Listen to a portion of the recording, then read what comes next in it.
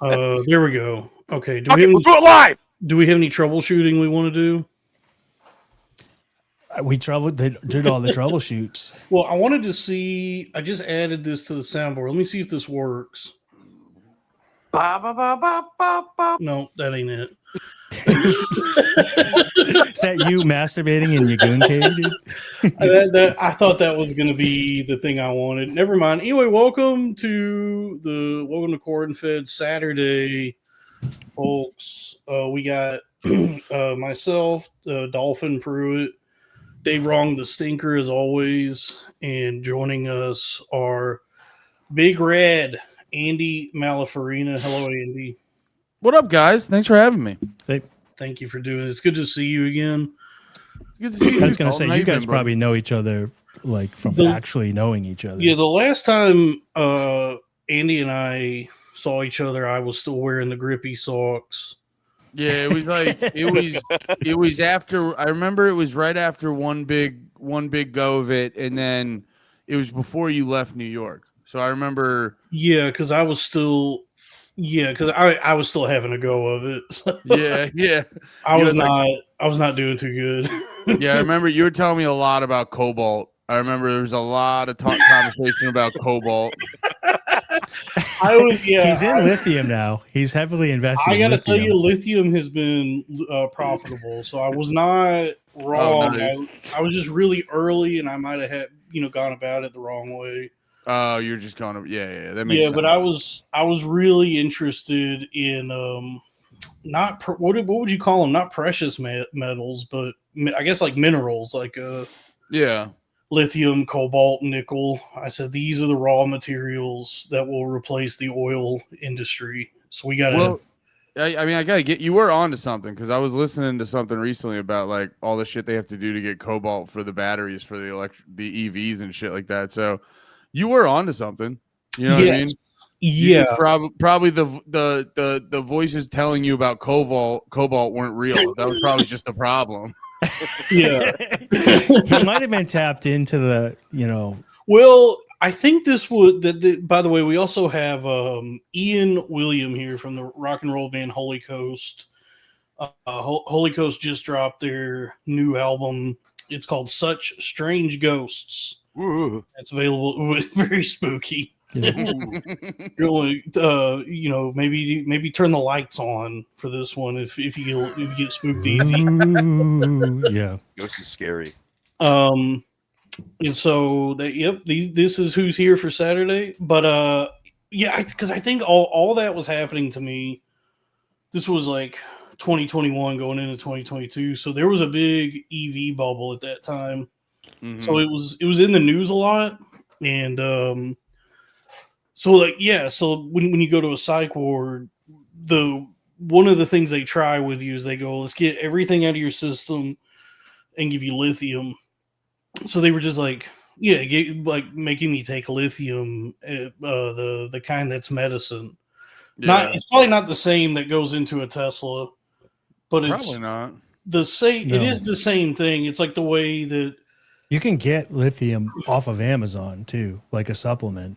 Yeah. It's like fundamentally, I guess, like the chemical structure maybe is the same, but I doubt that you could, like, if you have schizophrenia, I don't think you have in your medicine cabinet that which will fuel a Tesla. Yeah. It's like, tomatoes and ketchup, they're the same, but are they? Exactly. Yeah. But because there was such a bubble at that time, and because I was so insane, like I was noticing patterns everywhere.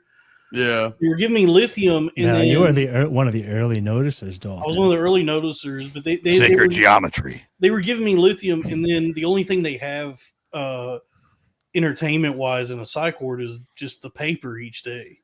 So I was seeing just, I'd go grab the paper, and each day there was another thing about EVs and lithium and all that. So because I was like, there was all these patterns and dots I was connecting already, and I was like, oh shit, like they're giving me Tesla juice. And so that's interesting. Yeah. And then when they let me out, I was still not doing good. but that was the last time I saw Andy before I really that was, funnily enough, the bad times had not even started yet. Well, I have a question for Andy because you're down in Austin now. Yeah. So if you run into Kurt Metzger, is he about where on a scale of Dalton looking for lithium and zero? Where's Kurt? Where's Kurt right now?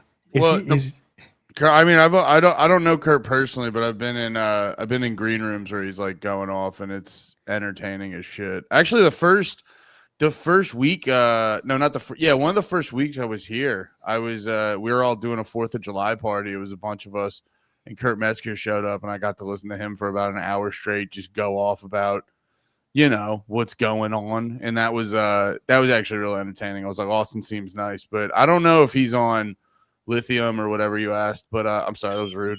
That was actually super rude. I'm a jerk. He might benefit from it. From what I've think seen lately, it might do him some good. I heard he's been like straight manic for like 6 months. I love Kirk. I think it he's all hilarious. depends on. So it all depends on who you're talking to. Then, because I sit there and I go, brother's making sense. But if you don't fucking, well, because you know what Kurt's problem is he knows like too many things, so he'll go deep into like some fucking tirade about an ancient society, and he's probably spot on like 75% of it, and he's probably in the ballpark on the other 25%. But everyone listening to him's like, I don't know any of the words he's fucking saying, so they're like, well, he must be schizophrenic. Yeah, there used to be this kid whose parents like did acid in the town where I grew up. And so he was born with like acid brain. Yeah. That's fun. And you would hang out at the fire and drink beers and he was cool. And I would talk to him for like hours and everybody was like, dude, that's so kind of you. Like, how do you even talk to him? And I was like, he's fine, dude. Like, he's just a little bit slow, but he knew it was the same thing. He just knew so many topics and I happen to know a lot of the same topics. Yeah. So people are like, yeah, then there's just this Asian girl and they're eating sushi off her naked body and it's like crazy. And people are like, dude, he's going. It's like, no, actually, there is a thing where businessmen hire naked ladies that they eat sushi. And they're like, really? And so they just weren't tapped into whatever frequency he was. That's why you got to meet people where they're at and figure out where they're coming from. And then you can like bounce the ideas off of them easier. And also, I love just letting a motherfucker go. Like,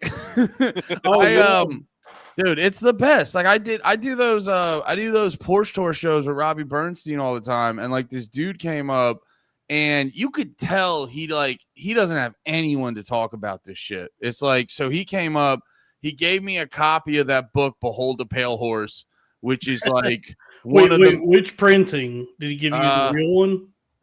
I don't know, but it's one of those. Oh, he got right there. Yeah, I got it next to all my other books about MK Ultra and shit. If it's the real one, if you turn to chapter Next to 15, the David Icke.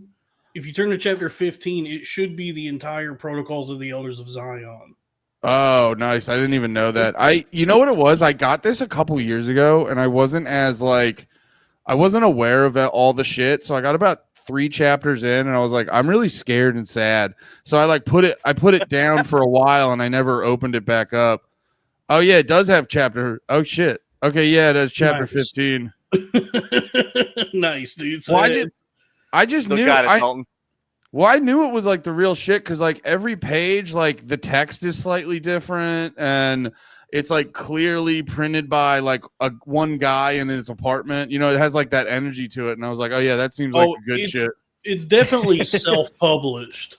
Oh yeah, well that's dude. Wait, I I missed that part of the story. Sorry, because of chat. You got a manifesto from a guy at the Robbie Bird. No, it's the Bill Cooper. Yeah. Okay. Yeah. Okay. No, that's the best part about getting those conspiracy books. Like I got, I don't know if you guys saw the documentary on Netflix. It was the Octopus Murders. I think that was called. Yeah, it was basically talking about. Yeah, it was a 4 or 5 part on Netflix called the Octopus Murders. And you like buy the book and like every single time the font and the spacing is never like how books normally are. And like the paper's always a little bit different. And you're like, oh, this is a guy who is like, I need fucking people to know this right now. It's altruistic because they clearly they're not interested in money. They're trying to get the word out. It's the guys. Yeah. It's the guys that stand outside of Dealey Plaza this is clearly not benefiting them at all. No, They're there every day. That's the guy who wrote. I have it right there. The guy who wrote Chaos, the MK Ultra Charles Manson book. You hear him talk. He doesn't say it clearly, but you hear him talk about it, and he's just like, you're like, oh, this ruined your life. He's like, he spent 20 years writing one book, and now he's just getting sued all the time, and he has no money, and he's like, he has to do this so he doesn't. That's when you know you're over the target, though. I trust anyone. I trust anyone that's broke and insane way more than any of these guys like Ian Carroll or like the conspiracy or just like any professional thought haver.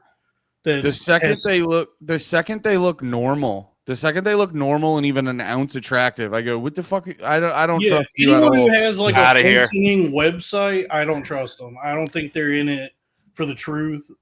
Whereas like somebody who like can barely like bathe themselves, I go, this guy. Have you ever caught yourself in the truth? Have you ever caught yourself listening to Manson on YouTube and be like, oh, I gotta shut this off? I've done that with his. He starts going deep, and you're like, "Holy crap!" Yeah. I've done that with his album, the one that the Beach Boys guy produced, where I was like, "This is not." I just forget I have it on, and I'm just like nodding my head, and I go, "Oh, that's right, this is Charles Manson." Yeah, but don't I always, not to shit on your point, but like it'll be like, "Oh, Charles Manson made a good point." It's like, Nick Fuentes will make a good point because it's not hard to be anti-Israel, but then he'll be like, and that's why all the Jews are like that. And you're like, all right, Nick, maybe get out of the closet before you fucking. Well, I think be careful how you speak about our future president. Oh, my fault. Yeah, I'm gonna go to Groyper Guantanamo in a second if I keep yapping too much. It is crazy because I was listening to some Nick Fuentes the other day, the stuff that comes up on X, and he's basically saying, like, if you truly hate a racial group, you are an idiot. But you also have to be able to look at statistics and go through and be like, all right, I'm not probably safe in this situation, and make your life choices that way. Nick and Fuentes, I was like, he's being really reasonable right now when I was watching Fuentes is about to break his ankles with how hard he's going to have to pivot, because just like, you think he's going to get got? No, I just think there's so much like damning footage of him with regard to there's so many videos of him being like, Hitler's actually really cool. Not just that, but there's so many videos of him being like, yo, Charlie Kirk is fucking gay and he's in our way. That he's about to have to backpedal so hard on so many things.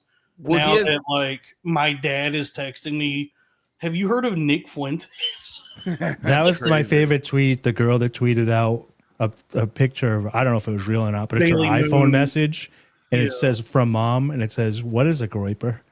She blocked my girlfriend. Literally texted me that tonight. Oh, so so people probably are experiencing that. She's dead to me. Because who is her name is Bailey Moon, and she has giant breasts, and she blocked me because I commented and said what's her at? I'll block her too, Dalton. So, but yeah, that is funny that now MSNBC and Fox News are trying to figure out how to explain to my uncle what a groiper is. Yeah. And that's a tall order for Sean Hannity. So you're like, so it's a white guy secretly into trans women whose profile picture is an anime girl, and they tweet the N-word all day. And you're like, what? So like, what is that? So here's one thing. I will tell you. Traditional conservative values, got it. So when I watch a Nick Fuentes thing, and he doesn't censor himself, I do think to myself, it is kind of childish as adults that we don't say these words like we're children. I do kind of respect the fact that I do kind of like, he's not in somebody's face being mean to them, but I do kind of respect the fact that he just makes a video and says the words. He's not like a child that's like, and then the M word. Do not say them here, please. The K word. I would Yeah, like I mean, you to- can't say him on Twitter or whatever. I would like to But he continue. does look like a child, He does. Speaking Trying a to- literal boy. of Drew Huntley, $2 says I can't super chat slurs. So this is, Thank you for the super chat. say what Panatron's a friend of the show is what he A is. real Yeah. cool guy. Yeah. Mm. And $5. I don't know. DJ. I don't know. Oh, it's a song. Well, we might get to that. Anyway, Thank you for all the please super keep chats. giving me money. Welcome to the future, Andy. People just give you money now to just kind of sit in front of your computer. It's pretty cool. Is that like your method going? Because I've been trying to adopt that where like when I stream on Twitch, I will just go like, hey guys, here's my Venmo. Send me money to my Venmo. That if people actually do that, that is a great way to circumvent the cut that like Twitch or YouTube would get. But I think it's just easier for people to do it through the super chat or whatever. Yeah. But yeah, we just try to just beg people for, because I mean that was like me and Crack were talking about that because we were like, all right, podcasting is already, it's oversaturated. There's so many, and it's like not dead, but you have to innovate. And so we were like, so where is everything going?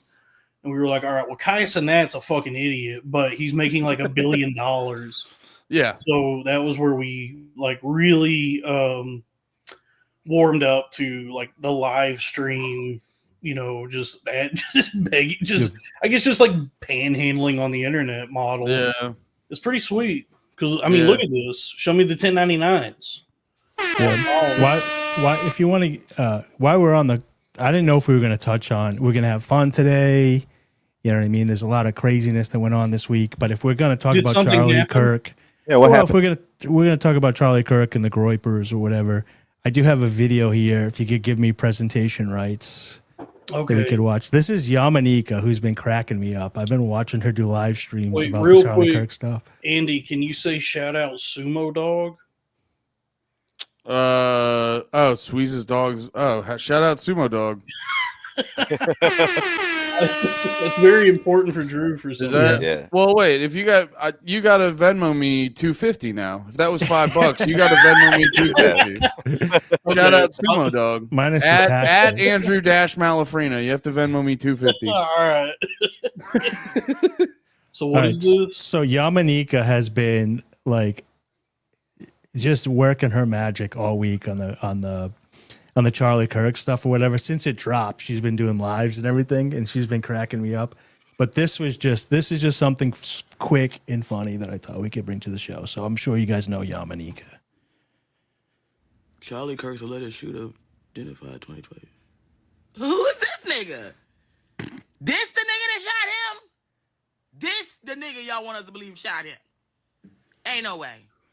Ain't no way this the nigga. Did you see the sniper precision that went into Charlie's neck? You think this cockeyed nigga did that? He not even looking at the same mountain in the picture that he in. What are you niggas? They just telling us anything. You know good and well, this man, this little boy, whatever the fuck, is he a dwarf? I don't even know what the fuck is happening with this nigga. Is he 5'5"? Is he 6'5"? He look like he's 1'11". Come back with another nigga. This cannot be y'all got to do better on trying to pin a nigga. This is not the nigga that killed Charlie Kirk. This the nigga you want us to believe was running around on the roof breakdancing after he shot Charlie Kirk? This blind, half one eye, up down nigga? No. Well, what I think about that is like for people who are pretty well acquainted with the concept of Fitz description, they seem to be bewildered by the guy who definitely fits the description of a disgruntled youth, white, Caucasian. It is just funny though. If you look at him, he has like the crazy eyes. He's got the one this and the one slightly off or whatever. I showed that to a couple people, and they were in very serious moods when they watched it. I was in a fun Yamanika being Yamanika. Oh yeah, mood. people are. I saw saw a tweet that encapsulated the most, where some dude was like, "Yo, I didn't realize this dude was y'all's Nipsey Hussle," and that is really. And I'm clearly taking that from a random black guy who'll be funnier than I'll ever be. So I don't want to take credit for that. But yeah, like it's fucking dudes up. It's like KOing dudes. Dude, the Libertarian at work for like 2 days in a row. So he had a pre 9/11 and then the actual 9/11 all over again. And he was just cranking a rotation of Jelly Roll, Crazy and Kid Rock. And then, but thankfully, I knew he was on the mend on Friday when he started playing some Paul Wall. Oh, okay. Okay, That white boy's back. Wait, I gotta Wait, give he it was feeling bad about 9/11 still? He was tore up, dude. Who was? The Guy at work? libertarian guy I work with. Was he was tore up about 9/11 or Charlie? What kind of libertarian guy is So this? so on Wednesday, Charlie Kirk gets got, and he was devastated. So he came into 9/11 already in the dumps, and he was just cranking hoss all It was day. certainly a somber 9/11. Yeah. I don't know. I mean, I'm as libertarian as you get, and I think Andy is too. I'm like anti no government and cap. So I'm really surprised to hear that guy cared. He cared hard. Yeah. I'm very curious how libertarian he is, or like what brand, because it is. Yeah. It's funny. I've done a bunch of for real. Yeah, People. I know exactly what he's talking about. No, I did, dude. I've done a bunch of like libertarian shows, and there will be like the ones they fucking homestead and love guns, and then there will be the ones that they look like fucking Urkel because they're all obsessed with economics, and then there's like I didn't realize there was a huge like hippie sect of libertarians because libertarians are always like leave me alone, or they're well, actually, this is the right, like it's a mixture of those two all the time. Yeah. Well, Porkfest claims to be libertarian, and they mass banned me and got my account taken down because they didn't like stuff that I was saying living in New Hampshire. So it's like the free speech guys, as soon as they get a little bit of power, are like, let's get this guy off the internet. Were you a free state guy? I was never a free state guy. I don't want them to know where I state? live. Yeah, free steak. There's a project called Free State here where they were supposed to they got a bunch of people to sign up, and then when they got 25,000 signatures, it would trigger a mass move of a bunch of people here.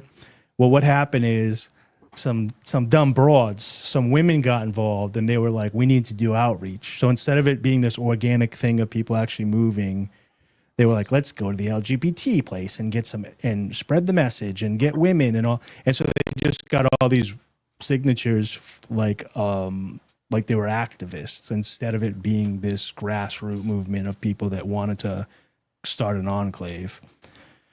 So anyways, they don't care for me very much. And they censored my speech. So, and I didn't lie, but I have had words with the lady that runs it. So, but she is a fat, drunk dyke. So there we go. I didn't lie. They never call me wrong. They just get mad at me. Yeah, I'm very uninformed, and seldom do I know what I'm talking about. So, I think I'm perfect for. Are you uninformed though, Dalton? I think you're one of the. I see you online all the time. You're always like politics are gay, and then everything that's going on. Well, that's he's a humble king. That's the thing is like, I guess I'm informed enough or well read enough to know that I don't know anything. That's fair, yeah. But that's actually what holds you back, because like the people that really succeed like Charlie Kirk was one of them, who I don't know, from what I've heard, it sounded like he didn't know anything about what he was talking about ever. And he was one of the more successful professional political opinion havers. So, yeah, I think now that there's the space is very fertile right now. There's like a vacuum, and everybody's like looking for, who do I look to for my thoughts and opinions. I think I'm in the, I could fill the, I could slide into the pocket there as a guy who doesn't really know what he's talking about or have any real information. Because I mean, dude, that's been the thing that's been driving me nuts this whole week is nobody knows anything. The fucking FBI we're not able to find him. They don't know anything. No. And yet all the guys like Matt Walsh and all the professional, the sages of our time are speaking with the utmost confidence as to who this kid is and what his motivations were. Yeah. No, they all do that. It's very frustrating. I remember literally the next day, Alex Jones, he posted a video around like 10 or 10:30 a.m. right before Classic car video. Yeah. He's crazy. He's like, I'm about to stream for 3 hours. I need to crush a car video real quick. And he's like, and it's like, you see the shooting happens. Everyone immediately is like, well, that felt like a fucking planned hit. And then obviously people speculate like, was it Israel? And if anyone was saying definitively it was Israel, it's like, well, you didn't have 24 hours. You didn't know. No, I'm not saying it's Jews. Yeah. He's like, well, Jews. Well, ever since they gave me $1 billion settlement, I started realizing Israel's right about a lot of stuff. And, you know what I mean? Like, Yeah. I don't blame him if he made me pay $1 billion to a people with a bunch of fake kids. I'm kidding. I'm kidding. I'm just kidding. Don't sue me. I'm kidding. But no, for real. He's like, this clearly wasn't Israel, but you know what it was? This is coming from trans rage. And it's like, well, you don't know that either. That's where Charlie Kirk had it because he was locked in on the fucking Bible. So it's like the Bible gives you clear answers. It's these people that are hitting you with these very definitive, clear answers that that's the part, because I'm way more locked in on the conspiracy shit. And the part that drives me up a goddamn wall is just the definitive statements with absolutely no proof or evidence or logic behind it. Yeah, because it seems like within the last like year or two, there's been this cultural and political victory for like the right wing of America, right? It seems like the now who's in charge is like the right, like everything's shifted right. It seems like they've already decided what the truth is going to be no matter what, which is that he is trans and a leftist and BLM and Antifa. Well, by the way, all of this is from like a kid who grew up and has never left whatever town he's from in Utah, but he's a radical trans leftist. I saw it a little bit different. I saw like the stuff gets released and then they're like, all right, I don't want this guy tied to me. So then all these people start putting data out without any information. And then as soon as your group's narrative gets hit, you stop looking at information. So like, if they're like, well, there it is, like he's this, then you don't need to go any further.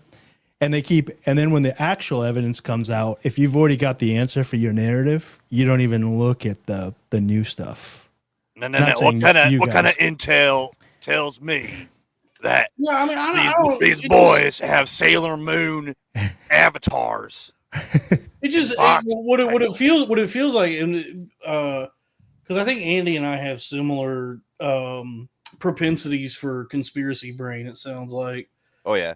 And so I have to like try and distance myself to some degree and try and be reasonable. And like, unfortunately, what it seems like is like there really is, maybe there never was like any sort of objective reality for anything, but especially now, like none of us exist in the same realm anymore. And so it's like the truth and reality, or like whatever it actually is irrelevant. It's whatever people decide it's going to be. So it's like because people are wanting this to be like some kind of coherent thing. Well, it's not. Like if it's not a conspiracy, right? If it's not like whatever, throw out all the conspiracy theories. Let's say it is just like a lone disgruntled youth of America. Well, it's not going to be anything that's consistent or makes sense anyway. Yeah. You know what I mean? Like, yeah, that's why we call it senseless violence. Well, when it first started going out, of course, the guy that get hit is on the right. So everybody's speculating that it's somebody on the left that's, like you said, all those categories, trans, on drugs, blah, blah, blah.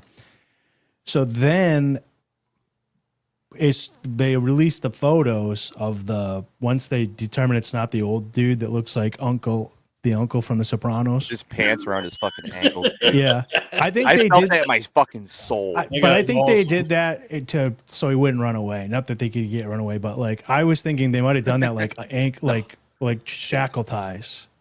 But anyways, so then they released the white dude, and everybody's like, "Oh, phew, it's a white dude." So like, but they're like, "How?"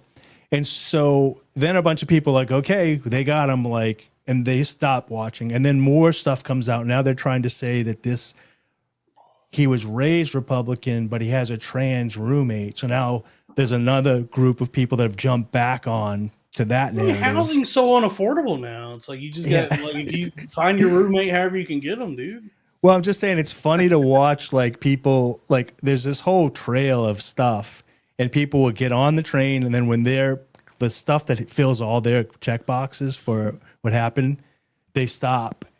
And then the other was like, well, this doesn't fit my narrative yet, so I have to keep digging until I can fit the pieces into my narrative. And then as soon as it gets to mine, they stop again. People aren't happy with not having a like conclusion to things. And like that's what I've learned being so into conspiracies. Like I remember I got deep into the Oklahoma City bombing, and then it like hit me, and I go, "Oh, you'll literally never know exactly what happened." Yeah. And that like really fucked me up, not knowing the definitive thing. And then I started seeing like, you start paying attention to current events and how like some shit could happen, and in 5 minutes everyone's got 80 different fucking perspectives on it. And it made me realize, I go, at the end of the day, history is just everyone's best guess. You know what I mean? Yeah. So it's like, these people, no, for real though. It's just like, history is just everyone, because like, we don't even know what Hitler was saying in those speeches. Like, well, he was speaking a different language. We don't know. Yeah, I mean, who even fucking knows? Maybe did they even understand him? I don't know. That's been one of my favorite things lately. Are the guys who think they've discovered the German language? Like I saw the Hodge twins, dude. I saw the Hodge twins tweet out something like, "Man, y'all ever seen these Hitler speeches in English?" Y'all ever heard of Rammstein? Yeah. So, Dalton, you were talking about making money off the crisis, becoming a grifter. Did you guys see? I have the video up now. It was hours. It was like hours after the Rabbi Shmuley thing. And Rabbi Shmuley put a video out for his GoFundMe. Yeah. So if you guys want to listen to this is hilarious. Yeah, well, I mean, I just Jewish people this. got to be like, dude, shut this guy down, dude. He's doing all the stereotypes. I want to address this real quick. Female body inspectors. Solid. Hell yeah. That's cool. Great hat and or t-shirt every time. All right, everyone, let's turn down the thermostat. Nobody touch the thermostat.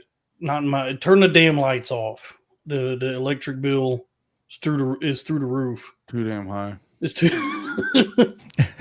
Does Andy's boyfriend respect him? Come on. I'd hope so. Come on. Thanks for the $2. I'll still Alex Jones for the story, and Drew is drunk. All right, what's the chorus count? Drew, what is Thank you for the super chats, everybody. So yeah, this is the Shmuley thing. Yeah. So. Hi everyone. It's odd to have to make this comment from a hospital where I am right now, but. So if you guys want me to pause, just say pause. But something interesting about this. So he's in the hospital. Watch the background when he's talking of the nurses that start to like peep on him and how he's like running through the hallways as he makes this video. He looks like the pamphlets they would hand out in Germany. Like tell people about the scourge of the Jew. I've had multiple Jewish people message me this and be like, dude, he's making me look bad. Dude, he looks like a guy dressing up like a Jewish dude to make fun of them in like Scary Movie 7. Yeah. Yeah. in This his is Dan actions. Wayans, brother. Yeah, that's Marlon Wayans, dude. Look at him. That's not a real nose. That's Marlon Wayans. They got that. They got whoever that lady was that did the Drewski video to do Marlon Wayans as a Jew. Damn, this dude Drewski sketch is unreal. Yeah, the Jewski. Yeah, new Jewski. Crazy what they can do with makeup nowadays. Just Drewski posted Yeah. a clip where he's like, that one Jew. Jewski, yeah. Dude, Drewski video. POV, Charlie Kirk just died. That's so fucking. All right. Kirk extremely well. We've been friends for more than a decade. Thank God I was involved in Hair's bringing crazy. Turning Point closer to Israel. Thank God I was involved. Times. Introduced Charlie to many pro-Israel supporters, benefactors. This is such a tragedy, his shooting. And I want to tell you, I gotta get as moving. we pray for he's 31 years old, and he's a father, He and a was. husband. He was And the yin. a phenomenal friend to the Jewish people in Israel. As we pray for his complete recovery in his life, and you should all be praying. I have to say I'm not in any way surprised or shocked. The culture of demonization, especially of pro-Israel activists, and he's so pro-Israel on campus, it's become lethal. And I live with lethal threats every day of my life, and it shocks my wife and my children and all the people around me. And it's become sick. He's doing the Norm Macdonald's like tweet again, but he's basically like, this tragedy of Charlie Kirk affects me basically. Yes, Yeah. the backlash. That Yeah. prosthetic's going crazy Oh, right here now. they come. So now the people are like starting to be like, what's this wackadoo doing? So the hospital staff is like coming looking for him. The guy who shot him, we don't know why. Yeah, we don't. But we do know that it's the pro-Israel activism and Back it activism up. get the most threats. And from these disgusting anti-Semitic sickos. Yes, it's also demonization of conservative activists and MAGA and all that. Oh, he's of course. blocking the hallway. And remember, like even with President Trump, the number one country trying to assassinate him is Iran. And he just has no shame. Absolutely no shame. He's just asking for money because another guy died. That's what I'm doing here.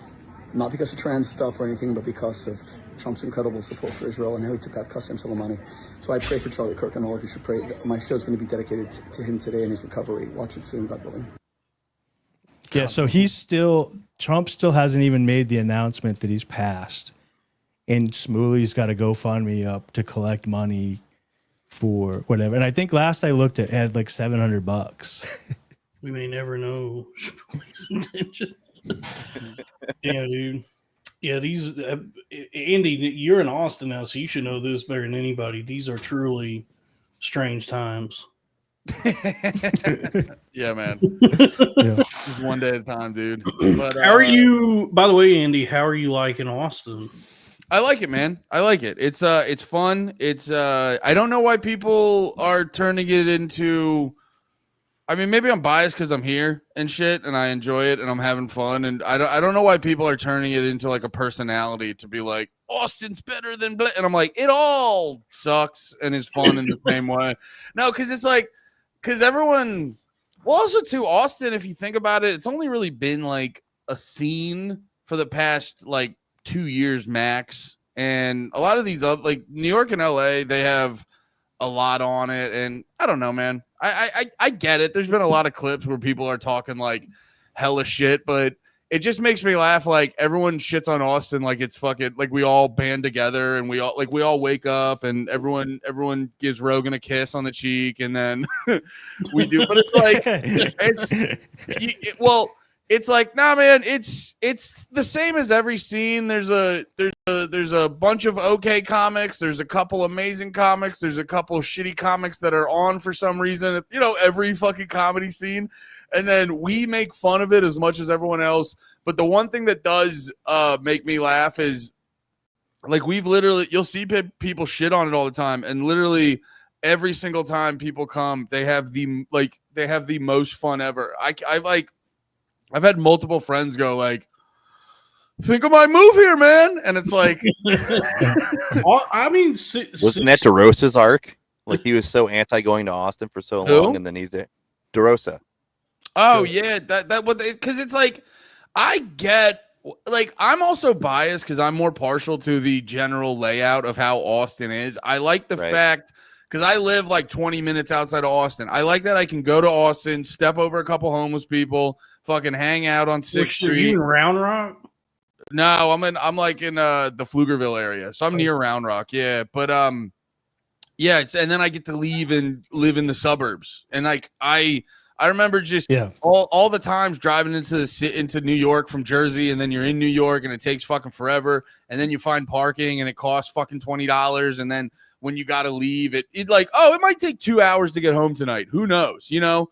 Yeah. New York's not a good place to have a car. But then I'm like, but then the funniest part about New York would be, it's like, and then I would talk to some of my friends. I'd be like, man, I live so far. I'd be like, where are you, Queens? How far is it for you to get home? They're like, an hour. And I go, oh shit. Even in if you're but it's not that, like, you don't have a car, like the people that live in those boroughs like that. So it's like it's an hour because of the way the trains are set up, but it may still be an hour even with a car because of just traffic and all that. But yeah, I mean, those dense cities like New York are great for not having a car.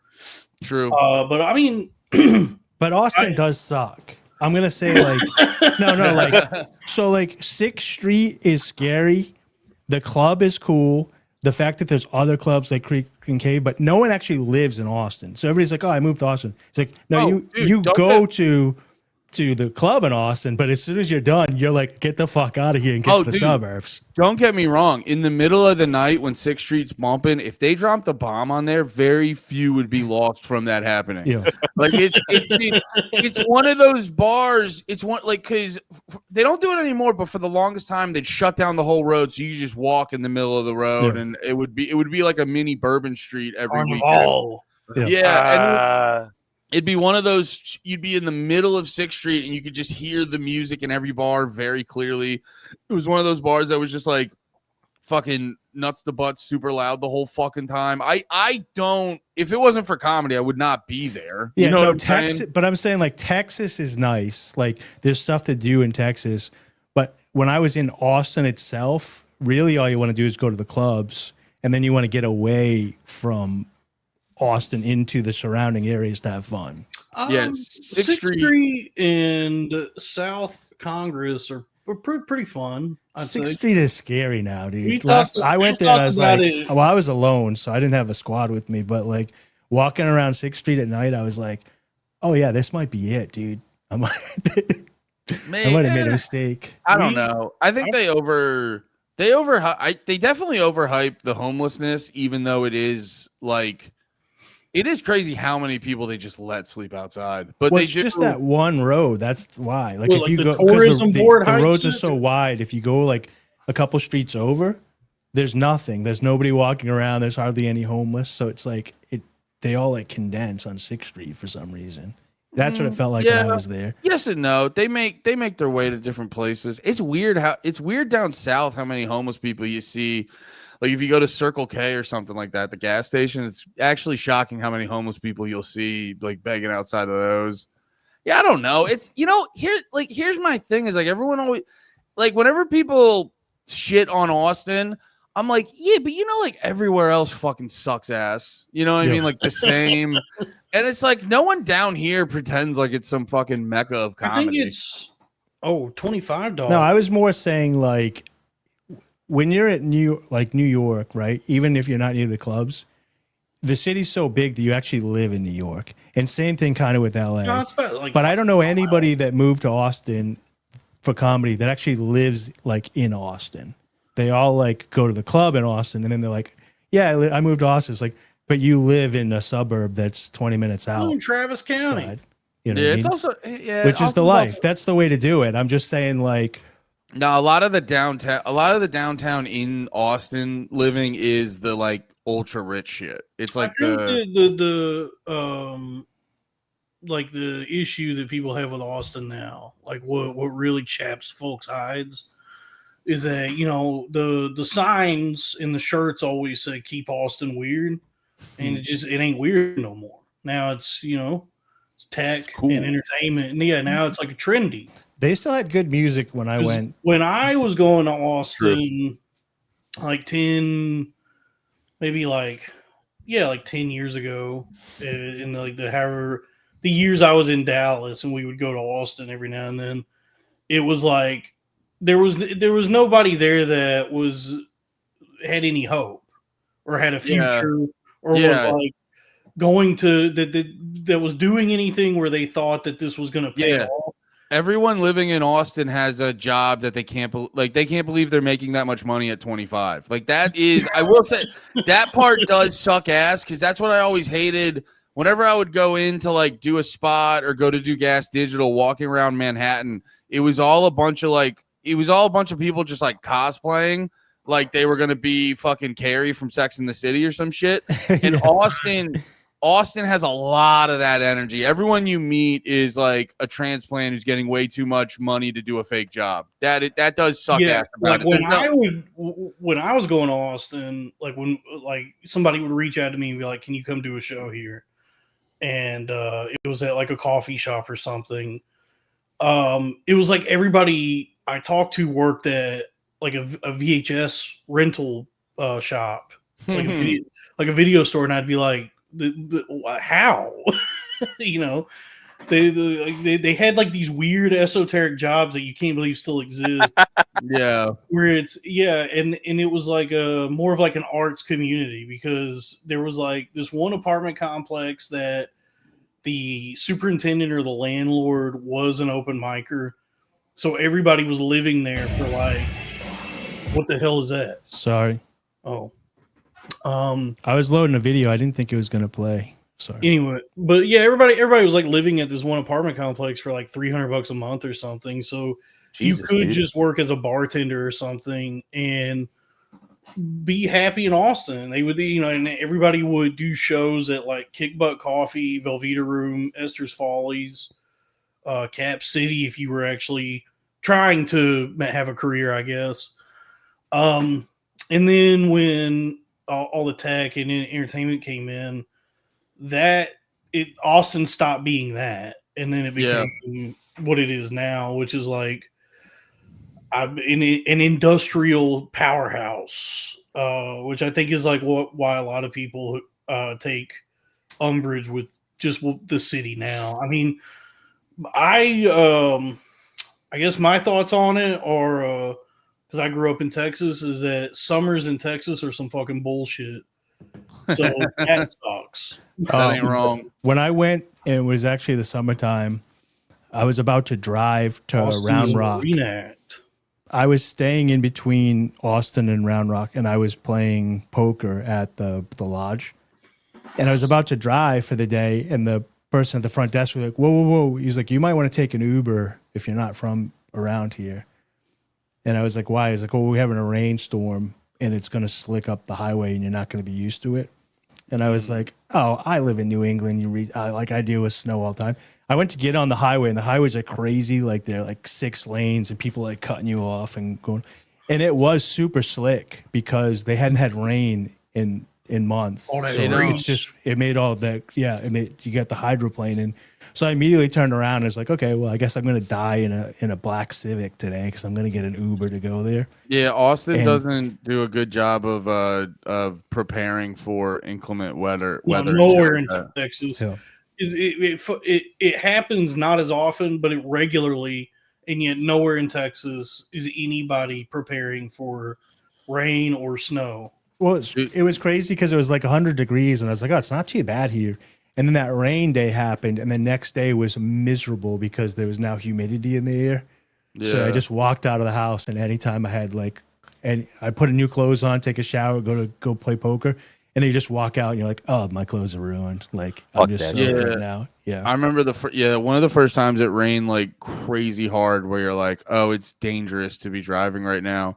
I'm like driving down the highway, and there was like, the water was pooling up, and you're hydroplaning on the I'm like, the highway's raised up. How is the water like collecting on? I'm like, this makes no fucking sense. It was like blowing my mind why any of that was happening. And we're not civil engineers here, so I don't, I don't know highway science. But what was blowing my mind is I'm like following the Waze navigation, and like and you have to, and I'm like, okay, the Jew app. The from Jewish Israel. GPS. Yeah. So I'm like, okay, I got to take this next right, which is not really even an exit. It's like a, like a, whatever they call it, like bow tie. It's like 2 or 3 lanes just go this way and 3 lanes go that way.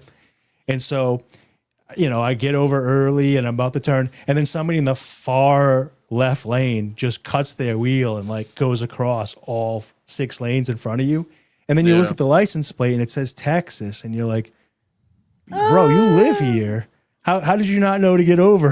People in Texas are early? maniacs, dude. So then I realized, like, spending a couple days there, that's just how they drive on the highway. And I was like, this is insane. Oh, I got it. Waze? You mean Google Maps? Well, they own Google Maps too. Yeah. I need glasses so I can hit one So- of those. That rips. Oh, dude. So I got That's why I put mine on, dude. Dude, Let's- this whole empire is built on sunglasses. yeah. All right. So let's change it to a happy topic. So Andy, are you still? If you can give me a screen share here. Me? Andy or me? Me? No, if Dalton can, I got a video of I know Andy we're here. both fat, but come on. So Damn, dude. if you give me access to thing, no, again. Too many Oh, units wait. in here, dude. So this is an older video, but I God damn it. powerlifted. I powerlifted for a long time, and I know Andy powerlifts. All right, let's check this boy's form. I hate how old this video is. I'm not Dave- this strong Dave, anymore. you power bottom. All right, go ahead. Hey, Got him. Yo, Got him. come on now. You fucking can you want to set this up, or you want to just play it? I back squat 400 pounds. I think that's 405. Yeah. Let's see this. Let's see this shit. Let's see this boy's form. Took a flight to your God damn it! You tricked me. You make it really hard for me to keep you in touch, but when you let it overflowing, I just Okay. That's incredible. God, that makes actually. so much sense now. Quick little quick little bit there, guys. Hope you enjoy Got me. that. Got my ass. Solid. At Andrew Got Dax him. Malafarina on Venmo. Got my ass. Ooh, this is Yeah. good So news. actually, we're 51 minutes in here, and Dalton, you should put the link tree for Andy. Andy, you want to promote all your podcasts? You got quite a few podcasts going now. I got a lot, but way more important than that was that a real thing? The caramel Yes. apple is Taco that real? Bell is doing this. Oh yeah, It's like the Y2K menu where they're bringing back a lot of Oh, popular yeah. items. we got it from- in Toledo already. It's Yeah, the incredible. early 2000s. So they brought back the caramel apple empanada. Oh, dude. I recently loaded up on the Y2K menu. I got some double decker tacos, Love it. 7-layer burritos, chili cheese burritos. I spent way too much money on Taco Bell. Did you ever did you ever get into their breakfast? Were you able to do that? I did eat Taco Bell breakfast years and years ago, and there was one item I liked. It was like a waffle burrito or taco or something, Yeah. where instead of a tortilla, it was it's like a waffle. So it was like their version of the McGriddle, I guess. I thought Yeah, that I was always- pretty good. The Crunchwrap Supreme with the fucking with the hash brown in it was crazy to me. It was so good. I love like that. crack. Fast food breakfast is such a treat because I'm such a bum that seldom am I awake early enough to take advantage of it, and so the few precious moments where I'm actually up. I do relish the fast food breakfast, the Whataburger breakfast. I've heard because Lemaire came on Crowder Boys. And like many, denigrated my beloved Whataburger. Yeah, it seems like a thing people like to do, and I don't know why. I'm Great not like fucking burger place, dude. I'm not a Whataburger truther or anything, but I like it. You You're know not what I'm saying? You're not a Whataburger absolutist. You're not a Whataburger maximalist. Yeah, I'm not Watamaxing or anything, but I do like it. I do like it, and I've heard. You're not water pilled. I'm not a water cell or nothing, but Yeah, it's a don't get me tasty wrong. burger. I touch grass, like I'm not a water cell, but A wetback? Is that the? Come the on. link there? Come Sorry. Come on, man. come on, I'm just trying to riff. I'm not a Come comment. Almost an hour in. Come on. Really, Well, really good work. Whataburger's actually Undressed has been lying, guys. Give me a break. because everybody loves to everybody. Texas welcomes everyone with open arms into its bosom, and then they love to come in and shit on Whataburger for whatever reason. But one of the great things about Whataburger is from 11 p.m. to 11 a.m. That's breakfast time. Yeah, it's crazy. Yeah, and they do have pretty exceptional breakfast items. They got the potato, bacon, potato, egg and cheese, bacon, egg and cheese, and sausage, egg and cheese taquitos. Those are good. You got the breakfast on a bun. You got the breakfast burger, the honey butter chicken biscuit. Oh, this is getting me bricked up right now. Goddamn. Yeah, Whataburger does have really great. It's like a top 5 fast food breakfast. Yeah, their partnership with the King of the Hill remake was very funny to me too, because I would go into Whataburger and I would see the ad with Hank Hill, and it wasn't like they didn't have a special King of the Hill burger or anything. It was just a number 2. It was just Hank Hill going, "I like a number 2," and you're like, "Is that it?" Like there was nothing. I saw somebody on Twitter. Somebody on Twitter elucidated that pretty well, where they said, "Well, yeah, because like Hank Hill wouldn't want some like wacky gimmick hamburger. He would want just a standard double meat Whataburger." Yeah, I thought about it. Later. I go, "That's fucking brilliant!" Like to keep the character on point in the Whataburger collab or whatever you want to call it, like the advertisement. I go, "That's brilliant." Props to them. Mm-hmm. And it was a wonderful season of television. It was very good. Yeah. It was so much better than I thought it was going to be, because I'm pretty burnt out on bringing things back from the dead. And I feel like King of the Hill was pretty much perfect. So I was definitely nervous, especially like going into it before it ever aired. Just the cast was dropping like flies. So I was like, damn, dude, this fucking show is cursed. Oh, yeah. The Native American dude died. He got murdered. Got gunned down. Yeah, he got fucking shot outside of his house. And by the way, I didn't even know he was sick. That was my favorite joke. That was my favorite joke when Charlie Kirk got shot. Everyone goes, "I didn't even know he was sick." By the way, that's how you know that fucking dipshit hack. What's that Twitter account? Norm Cruz, who's just always trying to. See that guy you posted posted that motherfucker ain't really. Yeah. No, he blocked him. I blocked him because I got tired of seeing his shit after this. Oh, yeah. Because this motherfucker ain't really about it. Because Charlie Kirk dies and he's just doing sincere posting about it, and I'm like, if you're gonna try and do a fucking Norm Macdonald thing as your bit, and you're not doing a single "I didn't know he was sick," delete this account. If the whole account is supposed to be Norm posting, pack it in. If you're not willing to do, I didn't know he was sick. Nothing's better. Even I hit the "I don't know he was sick" a little early. Somebody hit me in the DMs and was like, a little too soon. And I was like, okay. My favorite why is everybody clutching their fucking pearls for this guy? I think it's because people's podcaster. It's because you go on Twitter, right? And I'm not allowed to say any no words and even hint at them. But then you can scroll through and see a snuff film where somebody's like, so people saw his neck get blown out, and that twisted a lot of people's brains because they weren't prepared for that. So that's why I think people are taking this like brother. really We had hard. ogrish.com. I feel sad because I saw somebody get killed. Yeah. But I don't give a shit. I mean, I saw a lot, like there was a lot of people who were like, good, I'm happy he's dead. And that was weird. I saw a lot of them. I'm not happy he's dead, but I also have no affection. Not gonna shit on fucking guy at all, dude.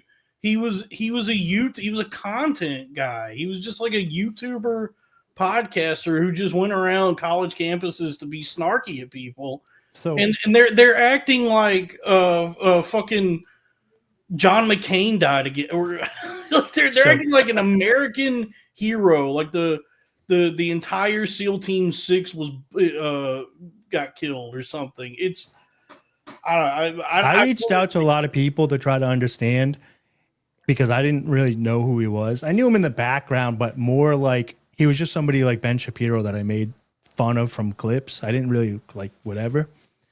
But I talked to a lot of young kids, and there's a certain age bracket where Charlie started when he was 17, which I didn't know. Now he's 31. So if you're in a particular age bracket, left or right, he may have come to your college campus and you watched a 17-year-old grow up to a 31-year-old when you were like 17 to 31. Or the people that I talked to were like 26, looked like, not that they looked up to him like he's my proud Republican speaker, but they looked up to him where he was a little bit older than them and in the media. So he's been in their life for a while. So to watch somebody get got that you watched for 20 years or whatever it's been, 15 years, I think fucked with people's heads on both sides. Because I had people on the left and the right that don't like him that I talked to that were young, like in their 20s, that were fucked up about this and came to me for like fatherly advice. Because he was also like way deeper in the conservative movement. Like, because I knew him as like he was doing like knockoff Steven Crowder shit. And then after he died, I looked into it more and I'm like, oh yeah, he's like in charge of Turning Point and he's hosting these debates and he's doing all that shit and stuff. So I think he was just way more ingrained in the movement or whatever you want to call it. So I still think it's like people DMing you to be like, bro, they're not the time. Like it's Kobe or something. That is wild to me, but I What's guess funny I is didn't just know this opened motherfucker at all, dude. I didn't know any of what his shit. I would He's see. got a him big head. Yeah, I knew him as he got the big head and the gums, and he was one of these. The horse girl gums. Yeah, he got the balloon head and the gum. Yeah, Well, he was one of these like arena of ideas guys. Like he was one of these like professional thought havers and opinion sayers that would go to college campuses to whip them into a frenzy, and then get the paycheck or whatever. They're acting like a fucking war hero died or something. I'll see you in Valhalla. I'm thinking it's like not that like he was a war hero, but like he's in your life and they had like a parasocial relationship with him because of online. Like they grew up alongside, always going online and seeing this is the guy that's talking. I think there's a mortality thing for themselves. You know what I mean? Whether I don't think it's about I like this guy. He's like a hero. I don't want to see anybody get shot and killed. I think it was this of whole like narrative they're spinning. This idea of like, well, he was the one who would actually go talk to people and debate them. It's that's like what he said he was doing. That's not the point that I was making. I was making like you watch murders online, but they're strangers. This guy kind of felt like somebody that people, like I said, knew because they watched him. Like this is like a real guy that I've watched content what they just got. Yeah, like and so like it kind of like came out of the screen for the first time for them. That's a Christian white man was killed, and that is devastating for all of us. Yeah, I understand if it's any good Christian white man, that's a tragedy. And the fact that it was one of our finest YouTubers is especially devastating. Somebody pull up Pandatron's comment just now. Holy fuck! Oh, I've seen. Yeah, I saw this. I saw people saying this quite a bit. Ooh, goddamn, dude. Damn. Oh yeah, we got to pull up that Meat Canyon drawing. That was rough. Yeah, really brutal. Now I went to. Here's the thing. The thing that gets me is like the narrative, like this sort of like preciousness that people have about this guy, where they like the way they're spinning it is like, oh well, he was the only one willing to talk to you. Which first off sounds to me like, so what you're admitting that he was holding you back from making me face the fucking wall? Like, what are you saying? Like. That the rest of you, were it not for Charlie Kirk, would gun us down in the fucking street. He was the one that was willing to talk. And it sounds to me like you're admitting that you got rid of the bulwark between yourself and the leftists. But, that's conspiracy thinking maybe. But I mean, I don't, as somebody from the outside looking in, this was similar. I don't really want to I'm name on names. the I don't really want to name outside. names because I think that's gross. Like people were speculating like who would be the equivalent on the left or whatever. But if this was a lefty that was speaking to righties and the same thing happened, it would be kind of fucked up too, because it's like this guy's reaching out to you and this is the guy you choose, whether you like it or not. And whether you believe that he's trying to make a difference or he's just trying to own you, Charlie he's Kirk actually not was- just talking to a computer with his talking points and ignoring everybody. You know what I mean? Like he's actually was out in the world. Like I don't really know the guy. I only really started looking into the shit and talking to people this week on him. I'll be real. But I'll be real compared with to other you. people that are just R. Kelly online real talk right grinding now. and grifting, I think this is the where I'm not trying to stick up for him. I'm trying to say this is the what I think people are feeling. Look, I'll be real From with you. who I It's, talk it's to. like Charlie Kirk. It's like we lost our finest YouTuber. And if it was fucking Hassan Piker, I'd be like, damn, our best Twitch streamer. Yeah. Is that No, that is I think that's not. I think more. I was at Our sexiest Twitch streamer. No. a couple people did say. Not the fucking hog. A couple people did say, but I think he's closer to a Destiny, to be honest with you, because Destiny will go talk to the right, and a lot of people on the right just block him out and don't like him. I agree with what Daryl 401 says here, and this is like the turmoil that I've been dealing with in my mind. Is I don't think any of these motherfuckers have any real principles or convictions beyond just making fucking money. Yeah, They're the most cynical fucking assholes on the planet. I think my point's a philosophical one, and you guys are hearing it as a political one. I'm not taking sides. I understand what you're saying, and I'm not even. But I don't even know if it's like it goes beyond politics. Where I go, I'm highly suspicious of anybody's like why they do anything, especially when they claim that they want to like take back the nation or whatever. It's like, do you, or is it like I think you just care about money? I think like That could be it, but I wasn't trying to figure that out. I was just trying to figure out why people were so emotionally It's hard on both sides with this particular person. It's hard to tell sometimes with some of these people because I think a lot of times people throw out the term grifter when they see someone that they disagree with and they couldn't fathom having those opinions. But also at the same time, you see some of these people where like Candace Owens gets called a grifter a lot. And I go like, I don't know, man. I think if she's going that deep into being like the French president's wife is actually a man, like that's so advantageous to her success and shit. And like, but then at the same time, I've watched some of Candace Owens' shit, and she does get like tabloidy. So I think a lot of these people, it's a good mix of both. I think, like, I think they're lost? They get lost in that in it, and then I think they do end up becoming the thing that they were like pretending to be. Like they start buying into it to some degree, but it's so baked in that. They're just because it's like otherwise what would they be doing? Like they're not qualified to fucking do anything. Right. So this is their only chance at making this kind of money. Yeah. Otherwise, If I come on here, if I come on here and I say Outback, the government controls the water supply and they also control the pharmaceuticals. So the drugs and stuff that people are taking aren't very good for them. They've been getting in the water supply. And there's actually a study done where these where these amphibians started getting male amphibians were getting female. They got pussies whatever. now. Then you guys are zoning out right now as I say it, right? But if I come on here and be like they're turning the frogs gay, and then everybody's like, "What's this guy saying?" And they will tune in. So you have to have so you have to have a mix between like. The attention, and then I think what happens is people get caught up in the attention-seeking half of it because humans get the dopamine hits.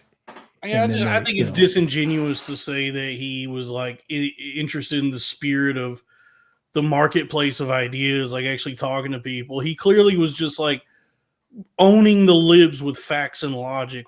He was another one of those guys? So he just wanted to foment further division and whip everyone into a frenzy, and well, he might have whipped a little too hard, I suppose.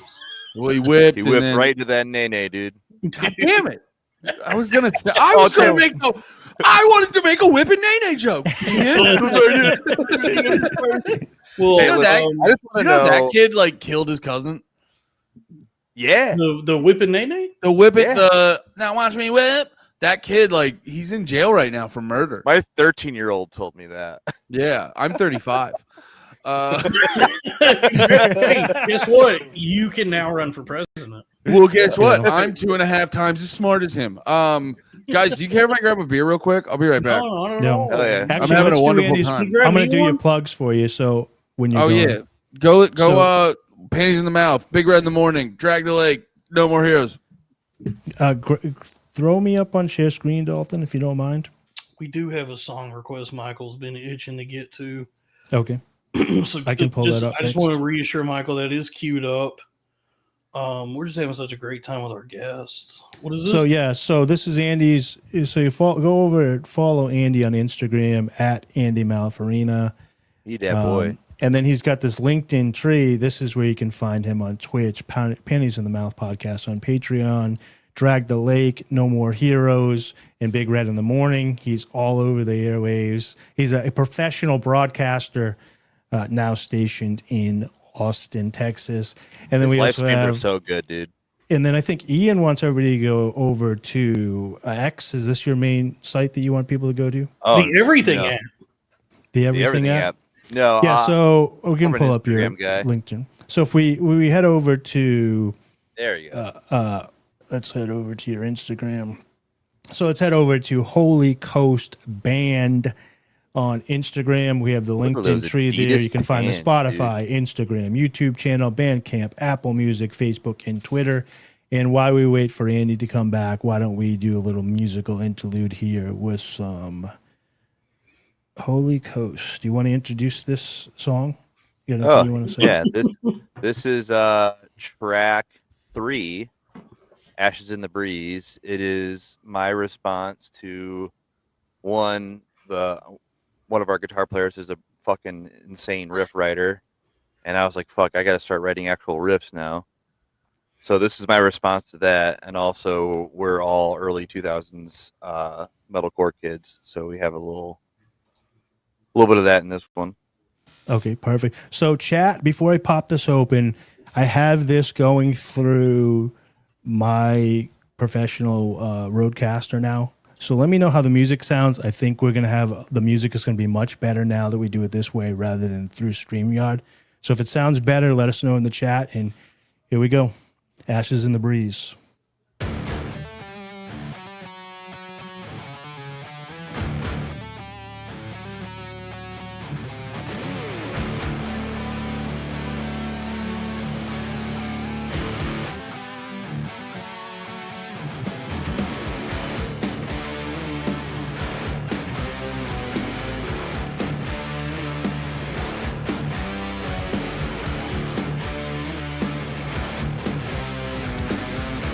It sounds better.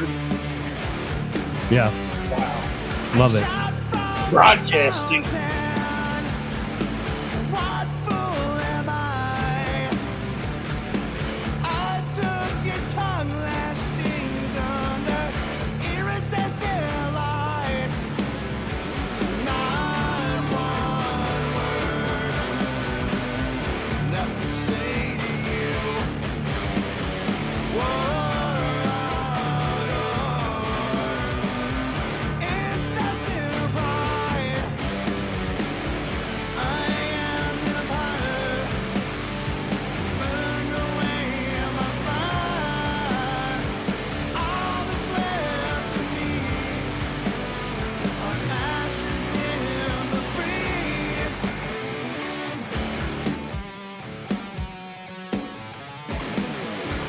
Yeah, you can definitely hear the guitar now, unlike when we were doing it through StreamYard before.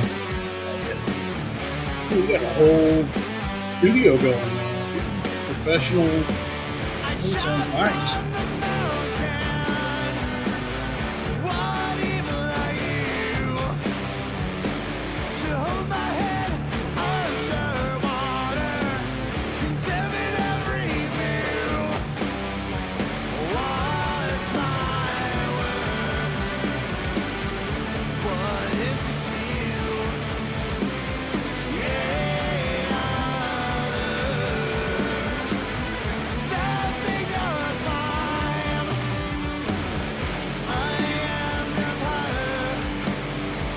Hell yeah, Panda.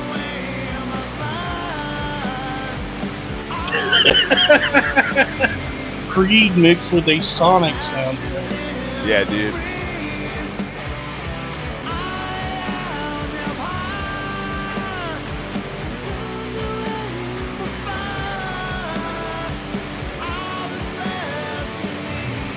Sonic Adventure Rock.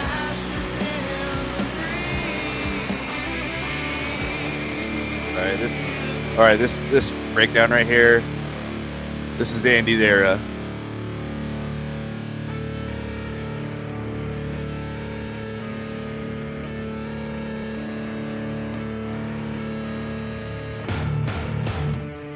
Oh.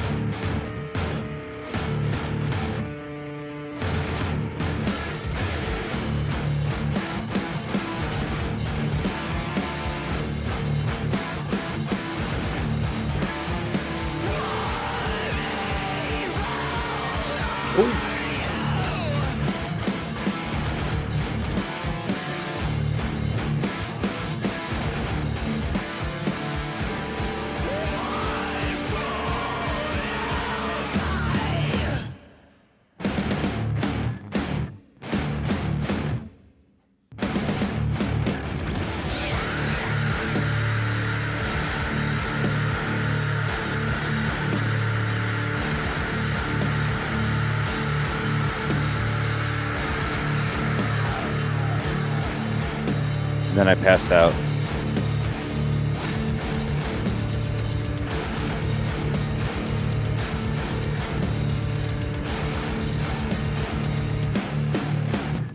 I missed 2004. Nice. So everybody in the chat loved that. That's So good, man. go over to the Holy Coast Thanks, boys. YouTube channel right now and subscribe. I saw so many positive comments. So if you don't go over and subscribe now, I'm gonna sit here and watch. There's no likes in this video because it just got it's got. So let's go over and make sure you like this right Oh, now there you because we go. have 20 people in the chat. What do you think of that? It's gum violence, dude. I'm gonna get in trouble. Hey, like that dude, shit right there. You're They're gonna grounded. tell me. Everybody's gonna tell me I'm a leftist demon that needs to be purged from this earth. You soy boy. Yeah. What did I saw someday where somebody said it's 70-30. We got to get rid of the 30. Or something like something. Dude, I cannot stand the fucking like theater kid cosplaying talk. It's like, what do you mean? Oh yeah, like we gotta get rid of the 30. That sounds really mean, man. Why? What are you talking Don't be about? mean to the 30. You sound like you're a huge jerk, dude. You don't really mean that, do you? Take it back. Say psych. Yeah. Say you're fucking sorry, dude. Say you're sorry to the 30%. That was really fucking mean. It's so rude. No, but it's also just like, what are you talking about? You like, you know, you got your cell phone on a clip on your fucking belt buckle. You know what I'm saying? Like, yeah, dude. It's like, yeah, dude. I see shit so much now that's like gets me upset or scares me, and then I look at it and it's like the profile picture is like it's like a pedophile anime guy. It's like it's a cartoon girl. I need to find out what that is because there's just a million accounts on Twitter that have profile pictures of anime chicks and they will not stop tweeting the N-word. I go, what is this? Why do I keep seeing this? What was the one I keep? Kaguya's Top Gal is the one I keep seeing. Oh, okay. By the way, I don't think you need, dude. I made a tweet that went kind of, I don't know if you would say viral, but it got some pretty attention. viral. Where Dude. I was joking about that theater kid shit where I was like, Howling Mutant and Kaguya's Top Gal have not even begun to post. Captive Dreamer is mashing his thumbs into his phone as we speak. And it's funny because in my mind, all those guys are just like on the right. But I think the right is as fractured as anything. I think those people hate each other.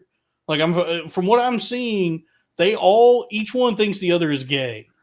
Yeah. and hates the other one. So I don't think there's any sort of actual unity between the anime N-word sayers and all these like. No, I guess that the only Charlottesville thing that, got put to an end. They had a Unite the Right rally a few years back, and things went south. yeah. So I mean, the only thing that unifies them really is unbridled rage at the amorphous leftists, like whatever that is to them. But then Yeah. amongst each other, they're all just pointing fingers at each other for not being far enough right or whatever. No, you make a good point. They only really come together around pwning the libs. And then when the libs have been pwned to them, they're like, no, you're gay. No, you're gay. So I went through some of these accounts today because I have the seller account on Amazon. I hope this isn't true. This guy says he ate sumo dog. I hope this is not Dude, true. you're gonna piss Drew off so hard. He's gonna be so mad. There was a Twitter account. Malafarina has a skinny guy voice.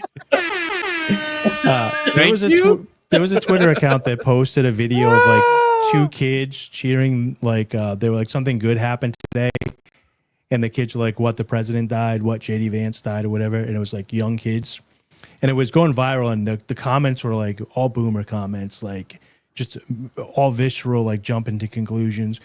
But all I did was click on the profile, which linked to a store, pull up the store, and the store is out of China. And it's like, it's so far out of China that the store name's in like calligraphy.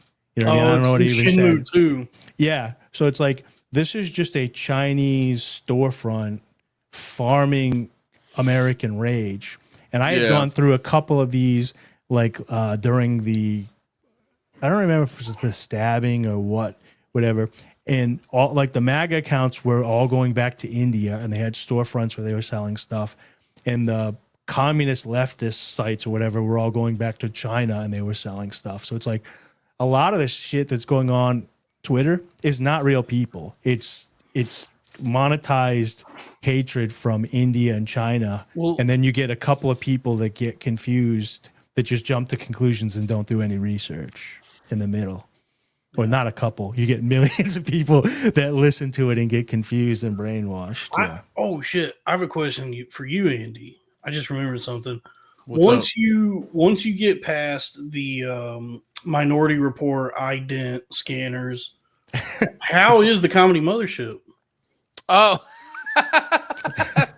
it's pretty sick, actually. Yeah, it's pretty fun. There's not like a good hang to watch the show in the main room, but you can watch the show in the small room. Yeah, as long as you like one of your boys brings you in, and fucking like, you know, Nate, Lemaire, Sean, one of them usually brings me the fucking, it's a good solid hang.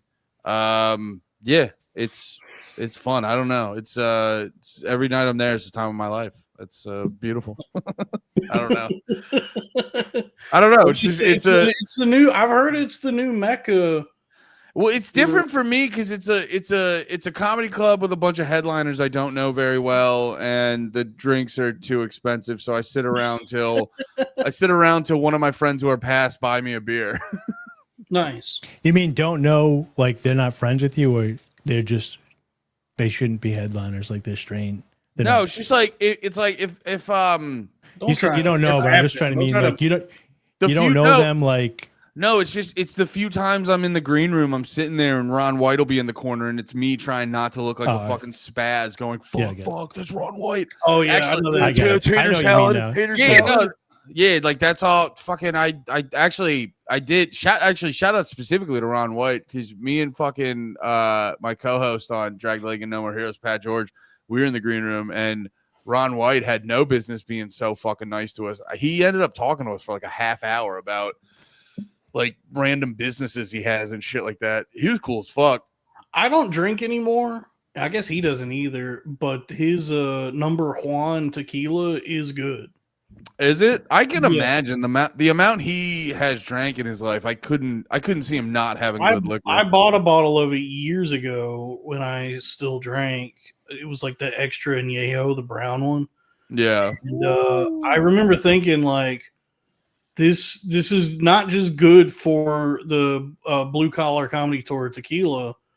It's actually good. It's like a good. I would put it up next to like a Hornitos or like it's good. It's a quality product, better than you would think that Ron White would make, or that he would source from the people who make it.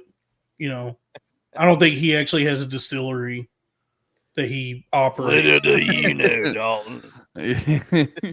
He's just at home fucking crushing up. How do you make tequila? I don't know how you make tequila. It's agave, I think. Agave. Yeah, I don't know. Yeah, I'm not. It's not the 20, so I don't have to know how to make my own liquor in my just in my house. Interesting. Although I guess that would be a good skill to have. Like if you could distill your own spirits, that would go pretty fucking hard. That would be your own cool. spirits. Like your bathtub is just filled with gold at that point. It's like shit, man. I could make all the money I need out of my bathroom.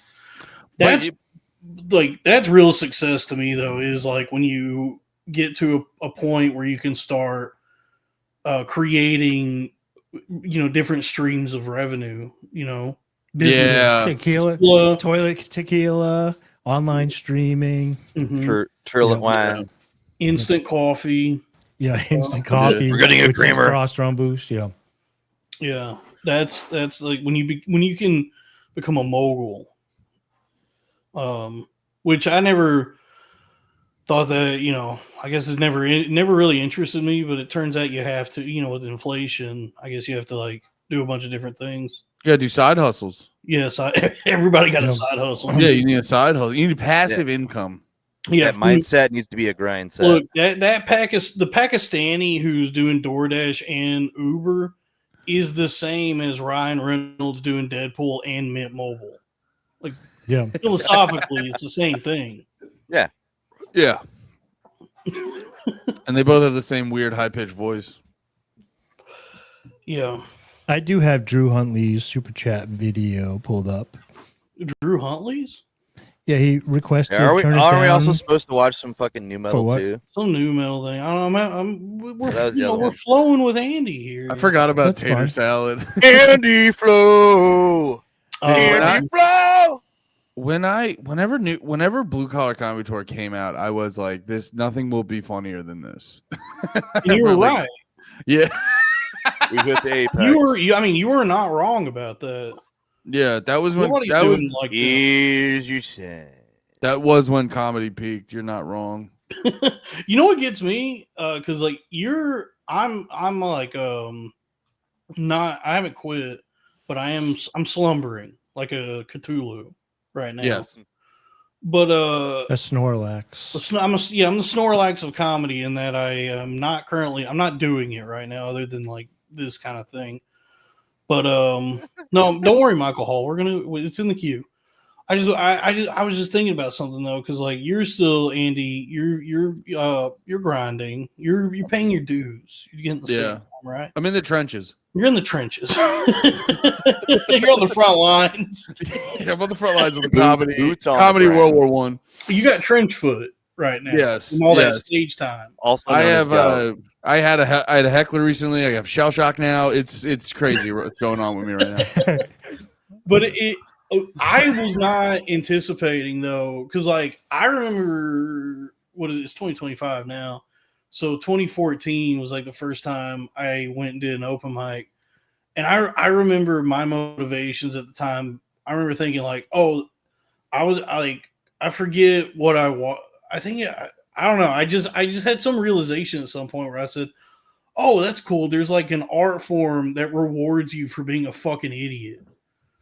Like where I was like, "Oh, it's cool that you can like if you could just be funny, however that manifests, that this can work, you know." And then the more retarded you get, the more rewarded you'll be. Yeah, and it really like pains me to that. What ended up happening, I didn't realize, I didn't feel the currents where they were headed, that every single person doing anything, but especially comedy, was like going to become like a pundit or like some kind of a opinion leader, like all these, dude, it's been so strange to see everything develop where like all these like comedy guys who, invoke jester's privilege for so many years, who were just like, I'm just a dumb comedian, are now it's I don't know if it's expected, but it seems like where everything is now is like everybody is like trying to be scholars or have you know what I'm talking about?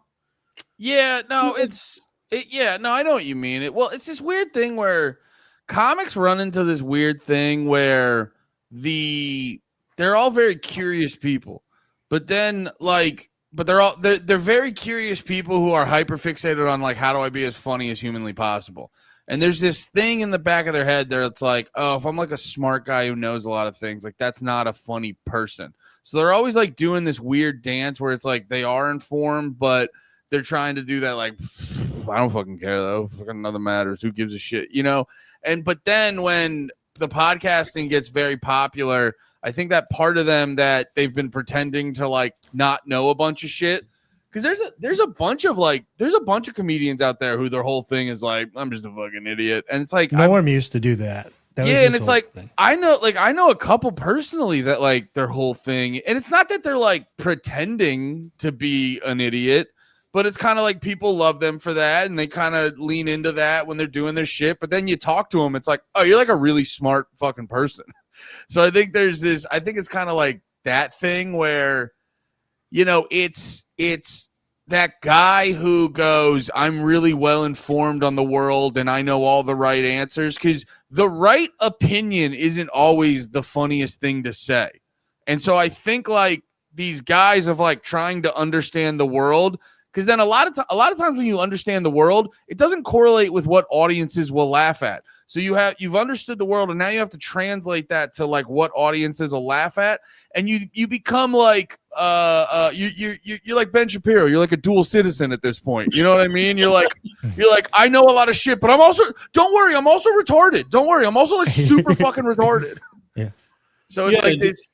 Yeah, and I think, but then like at the same time, I will say a lot of fans will be like, they will treat these people like when Tim Dillon and Michael Che got in their thing, and then some people like I remember Michael Che posted the fucking screenshot where the dude was like, Tim Dillon's a god.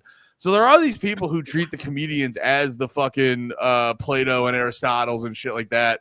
But then at the same time, they are modern day I forgot they're modern day philosophers.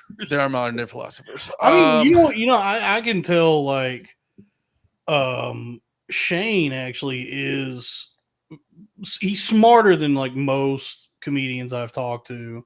Shane's just a smart person. Yeah, he's a nerd. Yeah. If you have a real conversation with him for more than 5 minutes, it's very apparent he's just an intelligent person. Yeah, and you could tell that he actually, I don't know him as well as you. I've had some conversations with him. Like I know him as like very peripherally, but the times I've like interacted with him, I could tell he's like very thoughtful and pretty like I wouldn't say he's like an adjunct professor or anything, but he's well read. Like he's definitely smarter than he lets on. And so I get the impression from him that he's like at that kind of level of smart where he realizes he's not a genius, and he's actually trying to toe the line of like, I am an entertainer, like more than anything. Like I like he understands like, he's become an important person, but then he also understands like, I'm not important, whereas I think like there are guys who have become like big figures in the media who through comedy or whatever it may be, who I think like think of themselves as smarter than they are and also important. Like that they're necessary for the discourse. But we've had this talk before, but it's like this is not something that I see as new. Like you had Carlin, you had Hicks trying to do that. We grew up on Jon Stewart pretending to do the news, and then every time he got called out on something, it's like, oh, I'm just a comedian. It's a comedy show. I'm on Comedy Central. You know what I mean? Colbert did it. So there's been plenty of people throughout history that try take on that role. Well, I think there is also an element of like the audience, whether they're like overt or not about it, they kind of want it from the comics, because a skill you get as like the better you get at comedy, a skill you formulate is you get really good at noticing what's weird or different about shit. So you get good. So people get interested when you start talking about shit on podcasts or something like that, because they got a fucking real job. they got a real job and a family. So they're not all, and they're just worried about paying their bills. So they're not always spending the time like just fucking, they're not spending their whole day playing video games and thinking abstractly and like gay bullshit like that. So a lot of people get tricked into thinking comics are like these super like deep philosophical thinkers, just because it's like, to be funny and to formulate funny jokes, you have to just think what's weird or different or what stands out about stuff. Because that's the other part. A lot of people trick themselves into thinking comedians are smart because they think differently. I know a bunch of comedians who think differently who are constantly have horrendous dismounts. You know what I mean? It's like they're running up to the pommel horse. They did a crazy flip and you're like, that's crazy. And then they just land on their fucking face. So I do think there's an element from audiences where it's like, oh, I never thought of it that way. And then they kind of put on, but then there's the other side of it where it's like, do the comedians then see their audience going like, you're so fucking smart? And they're like, I am pretty fucking smart. Oh yeah, it's got it. I mean, but I've experienced. Even I've experienced that where it kind of strokes your ego and you go, you know what? I might actually be the risen Christ. I'm a pretty cool guy, actually. Yeah. So I can't imagine. I can't not listen to the audience like that, or I would kill myself. Yeah, so I can't imagine like when you're actually at a point where you have like millions of people paying attention to you and like political figures reaching out. It's so odd to me because like I just remember when I first started going to comedy clubs, my motivations were like, yeah, I just want to live a life with as little responsibility as possible. Like I just want to be able to live a life of like fucking off and being dumb. Yeah. And never having sick, to actually. Yeah, like just never having to really be good at anything or know anything. Just as long as people, chuckle and buy some chicken fingers and cocktails on stage, like that's cool. So yeah, that's definitely the super enticing thing where it's like, if I could show people in the context of comedy, if I could show people that I can be very funny for 15 minutes to an hour, or in the context of like podcasting, you're like, if everyone else agrees that, he makes an hour of my shitty day a little bit better, you're like, I could spend the rest of the time being a fucking, weird retard. And that's like crazy enticing. Yeah. It's such a siren song that's like, oh yeah, I can live the rest of my life, make a living somehow being a fucking moron. That's cool. And then it turns out that true, dude. Yeah, and it turns out actually no, you don't get to. It turns out you actually do have to kind of work and know things, or at least figure out some kind of business strategy, I guess. But also, it's like the thing. I don't know. The thing that's like really tricky now is like when we get to talking about the current events, the news of the day. This whole Charlie Kirk thing, I start to feel like, man, I'm so out of my depth on any of that shit because I'm just aware that I'm not wholly informed on anything. Mm-hmm. I'm not that smart. I guess it's like I've read books. I'm kind of well read, but like just at that point where I like I'll be reading a book and go, damn, man, this guy's so much smarter than me. Well, yeah, but there's different categories though. Like if you're gonna do it on like vocabulary and writing, then maybe because he put the time in. But if you look at your skill system, you have skills that are probably better than his. Oh man. You also have the benefit of being humble. Like that's like I have a similar thing where like, don't get me wrong, I'll have my moments where I'm like, fucking sucking my own dick or whatever because I got like one thing right You've been or doing whatever. yoga or something. Yeah. No, I actually I have a portal gun because I'm not getting over this that's fucking. But no, I have that constantly where I'll just be like, am I the dumbest fucking guy in the world? And it keeps you in check. And like, dude, you know, it's I don't know, man. Like I've had these moments where it's like, well, maybe I'm not the stupidest guy in the world because you have these dudes like who is the fucking guy? He has the meditation app and Mark Wahlberg. Sam Harris. Sam Harris. Yeah. Oh, When they were talking about when Sam Harris was talking about being wrong about the vaccine, and he's like, well, think about this. Like, what if everything went differently to benefit what I said? And then, you know, you'd all look at it a little bit differently, and you're like, what are you talking about? You know what I mean? So there are these. He is a grifter as far as I'm concerned. I've listened to a ton of philosophy. Yeah, dude, for real. Do you realize a lot of these people are just the reason they get popular is because they exude confidence and certainty, and that's what everyone's looking for in these like political discussions. In this is someone who can give you confidence and certainty, and that's why these people, no matter how fucking retarded they are, they still have careers and shit like that. But at the end of the day, half these guys who are like, I'm so fucking smart, they're not. Like everyone like it's. Most people are really good at like one or two things, and everything else they're just like a normie about.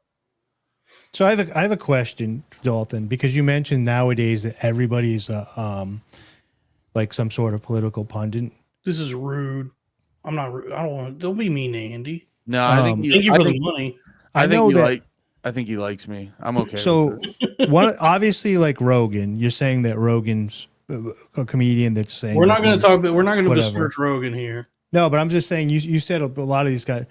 Like, who are they though? It's like Rogan, Theo. I don't think Theo claims to be a political pundit, although he gets big guests. Well, I think anybody So that I'm just curious anybody that was like sitting down with Trump and JD Vance and all them, I'm like, well, if you weren't important before, I mean, now you are. Like now that you've entered into, I don't get the same feeling from Theo as Rogan. Jester's privilege, and now you're like a political figure. You're now like involved in to whatever degree, I guess it doesn't. You know, who knows? But it's like now you're involved in a presidential election more than you because they gave them the platform. Yeah, I mean, like when you're sitting there laughing with JD Vance and Trump. So then the woman like call you daddy girl. She's because she had Kamal on her as well. She's a political figure now. Yeah, man. I'm not.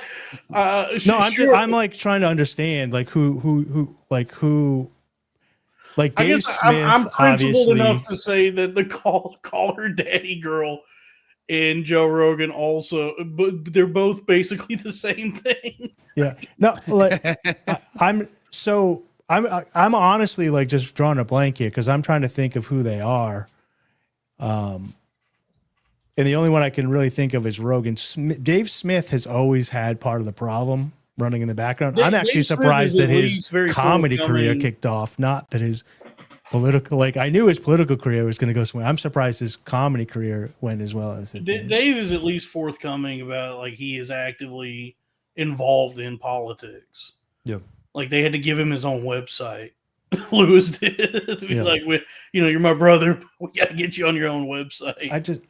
I'm just trying to think. So, like, was Marin political? I never really watched. Marin has always been a leftist, and I think his principles extend to because he like obviously everybody points at him because he interviewed Obama. Okay, but he did make the distinction. He said because somebody called him out on that, but he said that he was already in his second term. He's like, I would never interview anybody that was running for president. He's like, I would not want to be part of an election. So, I mean, he at least has that sort of trap door for himself. So, I mean, I don't know, it's like, I guess fundamentally, more than anything, I'll do whatever it takes to make money. I guess Tim Dillon's another one. So Tim That's Dillon, what I'm trying to say, Andy. Tim Dillon is- kind of yeah. does news. What's more important than anything in this country is making touching money. some paper. It's touching some Yeah. motherfucking paper. Some goddamn Cream. paper. Make it rain. Because I mean, honestly, if it's between like just working a 9 to 5 and making like $45,000 a year, or becoming a prominent thought haver and making like that much money in a month, yeah, I'll do that. Whatever. Yeah, I'll lead the youth. I'll become a modern day philosopher. Dude, maybe you'll fill that vacuum Charlie Kirk left, dude. Maybe they're not going to Fuentes. Maybe they're going to Cornfed, dude. So was Yeah, that dude, come on Ben over. Shapiro video real? Become a Confederate. Disrobe your Groiper armor and pick up the sword and shield of the Confederacy. And I'm a fucking visionary here. All right, this is your arena of ideas.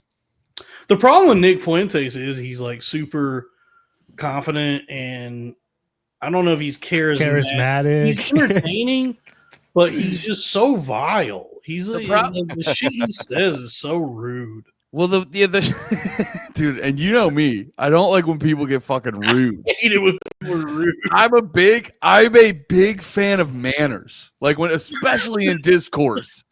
I hate when I have had it up to here. God, oh, dude, if it gets up to here, I'm done. I'll take it up to about here. Once we get up to here, I'm leaving. I'm just my top is popped. No, Fuentes' problem is he gets bitchy. He gets a little sassy. You know what I mean? When he's trying to. He's a virgin, so. Well, we have a sassy president. His voice hasn't dropped yet. He's the sassiest president of all time. So yeah, we do have a bit of a the country more than anything right now. It's sassier than ever. This country, dude. It's a time of sass.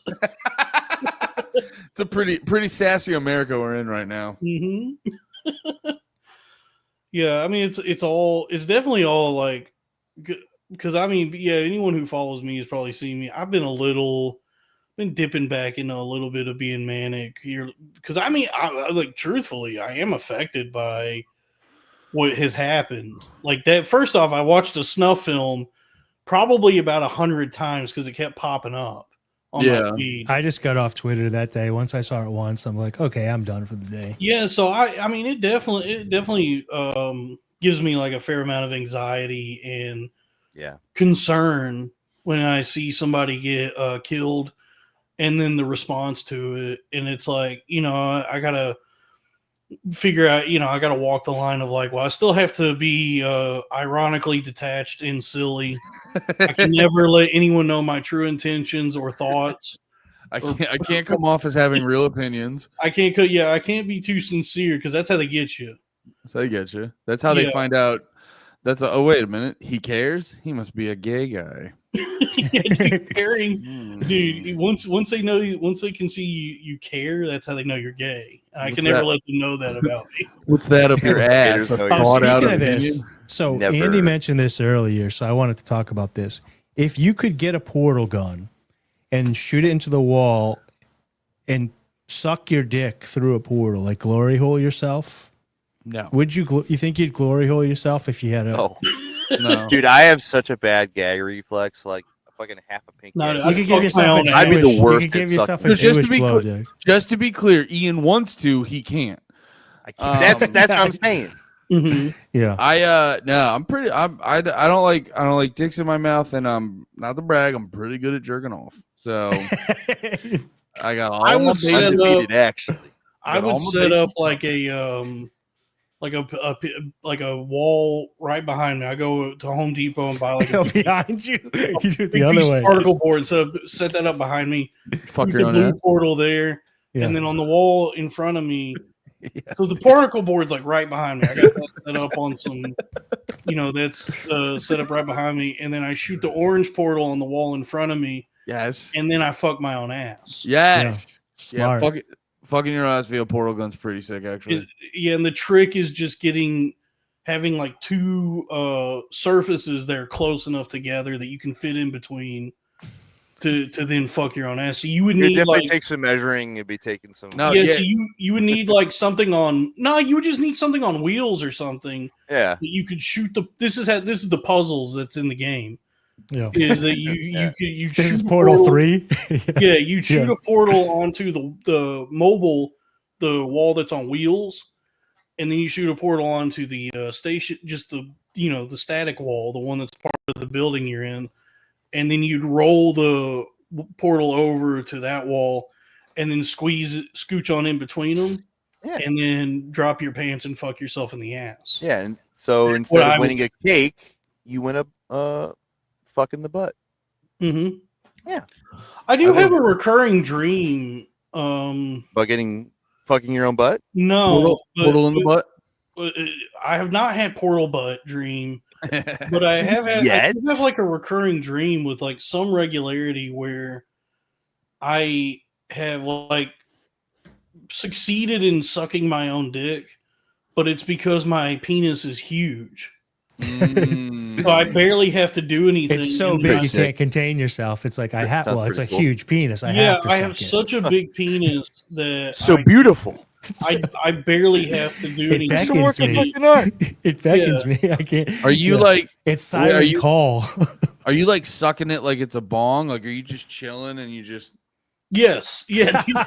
No joke. Like a robot. That rocks. I have that. Like that might be. Hopefully, you just want to do your vape. It may just be like vape and cigarettes and all that. It manifests in my dream space as me sucking my own cock. But I have that. I do have a dream like that pretty regularly, where I just have such a big penis that I'm just like at the dinner table, and my parents are like, you know, my whole family is there, and they're like, "Hey, knock that off. We're at dinner." Dude, that rule is just imagining you watching fucking TV and you just do a quick like you're taking a bong hit with your penis. Yeah, it's like I'm just like, is it cool with you if I suck my own cock real quick? You're like, I know it's just water vapor, but you don't mind if I suck my own cock at this bar, right? Yeah, smells like cotton candy in here. Yeah, and it's like it's one of those dreams. It's like the kind of dream like that people have where their like teeth are falling out. Where I'm just riddled with anxiety in the dream because I'm like, I should not be. This is so rude. Just not being mindful of other people that I'm sucking my cock in front of them. Do you come? No, that's also the frustrating thing about dreams. I have dreams all the time where they like either that or sex dreams where it feels like I'm about to bust. Yeah. And I never do. It's just like me either. Yeah, I always wake up right before penetration and I'm like, this sucks. I've had so many dreams where I was like, I a lot of my unsuccessful sex dreams, I'll be like with a girl the whole dream, and then we finally like get to it and I'm about to do it, and then I wake up. And the funniest one ever is it was like one of the very few times I actually got to a little bit of fucking in the dream, and I no joke was waking up just thrusting into the air. Most powerful Olympian fucking. It's what's crazy for me is I wake up because I'm like, I don't have a condom on, but then in real life I don't have a condom on and I keep going. But for some reason in a dream that fucking wakes me up. Oh, dude, you know what the funniest part about mine is? I'm such a fucking faithful pussy that in my dreams I'll be with some girl and then I'll be like, by the end of the dream I'll be like, wait a minute, you're not my fucking wife. I just get rocketed back. And then as soon as you wake up and you know it's a dream, you're like, fuck. Let me get back I was in like, there. God, I'm such a fucking faithful fucking pussy. and the like the horrifying thing about like the sex dreams I usually have, like what's scary about them is the women usually. Like, yeah, it is the women. Like in the dream, it's always like a woman who is horrifying. It's like Yeah. somebody who's like menacing or sinister in some way, or trans. And it's like, in my mind, as I'm playing out this role, I'm fucking mortified at who this person is that is before me. But I'm still trying to fuck them, which I guess is like, Christ is my nigga. Oh, sorry. all right, come on. Yeah. Come on, man. Dude, I have a similar one where in the dream, like my wife, it'll be understood that my wife's dead, but I will be hanging out with just a fucking pig. And I'm like, the whole dream, I'll be like, I'm so mad my wife's dead. You're so fucking ugly. She was hot. And then throughout the dream, I'll be like, but wait. And then by the end of the dream, I'll be like, wait a minute, she's not dead. And then that rockets me awake. And I'll be like, sick, dude. My wife's not dead. Yeah, you roll over to her, you're like, thank you, babe, for saving me from that cow. Just so you know, if you die, I'll immediately go to a fucking ugly fat bitch. I'm going hogging. I'm gonna pull You're gonna be hog hunting if you die. Do not die. the typical Dave creep here. I knew Andy was married for a long time. Never saw his wife, so I had an image of what his wife looked like in my head. Just a manifestation of what I think Andy's gonna end up marrying. Then you see Andy's wife, and he's like, "Dude, what the fuck? This guy's batting out of his league, dude. Freaking crushed it." So I'm sorry, but Andy's cute. Andy's got Andy's wife's cute, a cutie, dude. Thank you very much. So well done, brother. Well done. Yeah, I'm not bad looker in the right light, but yeah, the surprise everyone You should has. see me in the Spencer's gifts. You should see me in the back of the FYE looking at posters, dude. It's not good. Dude, I'm so hot at Hot Topic. Yeah, So much dry skin on my black shirt. just me trying to figure out which pair of edible panties I want to buy. Yeah, dude. But yeah, no, I do have a pretty cute wife. Yeah, man. I'm glad you think my wife's hot. You're welcome. Cool. What do you like the most about her body? No, don't answer. I'm kidding. Shut up. You don't answer. Shut the fuck up. I don't want to hear that It's answer. just one of those do not things give where- Dave that ammo. Of all people in the world. No. It's just one of those things where, Shut up. like, Shut off that bomb you have. Shut up. you just don't really realize that people are married, and then you didn't really post it. I just picture you this comedian hanging out with Lemaire and everything over the years, and then you just have a post. I was like, oh, that's not what I pictured his wife at all. Lemaire. Yeah. No, it always makes me laugh because I'm just like, you've seen big dumb idiots with pretty ladies. Like it's a type. You know what I It's mean? a whole trope. Yeah. And so many. Mhm. Oh, rom-coms. dude, Do King of you think people Queens? aren't surprised when they see me with a woman? So I feel like I remember growing up watching like something like King of Queens and just thinking, oh, cool. I just don't ever have to work on myself. Yeah, actually, if you can do the This share is the screen, type. let's bring up pictures of Andy's wife. No, it's not. No. I think that's a bad idea. Go ahead, Dave. Get this song queued up, decorated by. Oh, I Crazy. had I had Drew's Well, from this 10 is a o'clock. $25 super chest. Cue that Yeah. up. Andy, Okay. do you need to be anywhere? Or you want to hang out more? I can go for a little bit more. Yeah, I still got Okay. one more beer next to me. Well, let's think of some topics. Hell yeah. What else is going I on? have a couple other things going on too, but we can listen to this song first. I got a lot going on. All right, we'll listen to a little new Okay. metal, and I'll think of some topics. Is there a video for this, or is it just the It's probably lyrics just here? the song. Yeah. Isn't Crazy Town the guy that died recently? Yeah. What was his name? Fucking something like. Mr. Butterfly?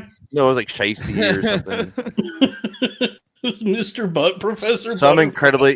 incredibly diabolical wigger name. It was like a very wigger name. By the way, congrats to Crack Amico on securing a Body Brain sponsorship. Nobody Oh, out nice. Nobody outbodies the Crazy. brain. I guess for a one-time, just to help my friend out. But I never want to promote things on this channel that I'm not getting paid for. But if you go to bodybraincoffee.com and use promo code crack, Yo, you get 20% off, and that's the I went last to go- time I'm ever going to do that. I went to go see Lewis on Thursday, and shout out, good show. He walked some people doing a Charlie Kirk joke. Oh my god! Read the room, and at least listen to the audio. No, you're in Maine, Portland, and he made a couple of them, and then he made one, and this lady and her husband left or whatever. But he was pretty cool. Cam Groves was there. He gave him a shout out, and then he had me stand up and he roasted me. And then I left because I got a phone call, and he was actually like, "Oh, you should have came over and said hi." So I could have greased the wheels for getting a corn-fed Body Brain sponsorship. I mean, if it happens, it happens. I'm not gonna pester Lewis because I did that. I've done that I did that like too much when I was going through my little thing. Well, he tweeted out at me, "Why didn't I stick around, fag?" And I was like, you drove 6 hours. I thought you were in the room jacking off." So once the show ends, yeah, I just remember because like when I was going through all that, my little brain problem, I was just like calling everybody in my contacts and bothering people. And then you found Body Brain Coffee and it sorted everything. That's where I gave him the idea. Yeah. No, I just remember calling him at one point, and he was kind enough to answer, but then said, "You can just call me. I'm busy." And I was like, "But Lewis, I have to tell you about the truth that I've discovered." I don't even remember why I was calling him, but ever since then, I have been averse to like bothering him about anything. Well, that's why you have me. I bother everybody. I bothered Andy to come on the show. I bother all the guests to come on here.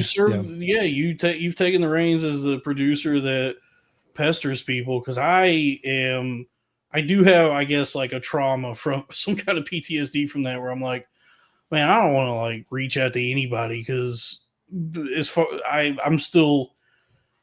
Some people are still just like finding out I'm actually alive. And the last memory that anyone has of me is like, I just went insane. And the conversations that are still saved in those DMs are like paragraphs of the most insane things anyone's ever said. So I don't know. I reach out. I've had like a couple of comics from like Austin or whatever, be like, "Oh yeah, that's awesome. I'll definitely do that. Thank you so much." And like go back and forth. And then I don't know if they do some research or like click and see whatever, but then they just never get back to me. And I don't harass them and be like, "Hey, you said you'd come on the show and now I just figured they changed their mind." And it's usually women. They usually. Oh yeah. Well, that's fair. Huh. Yeah. Well, I will say in that actually tomorrow I'll be back here streaming with a friend of the show, Lexus Deanna. She's coming back. Nice. Yeah, she said she wanted to do the Sunday show. I talked to her a couple weeks ago. So yeah, she reached out and I said, "Yeah, we'll do Sunday, even if it's because Sal is like in the middle of a divorce." Again? Yes, again. This is like the fourth time. Yeah, I don't know, but I told her, I said it may just be me and just me and you, but yeah, Lexus will be. And her two guests, the two guests she's bringing. Just some beautiful women with big breasts and butt cheeks. At least she'll be here, so that'll be fun. But here we'll go ahead and we'll do a little corn-fed radio. This is $25 from Michael Hall for this. Professor Butterfly's Crazy Town. This is perfect. I have to piss so bad. Yeah, go piss.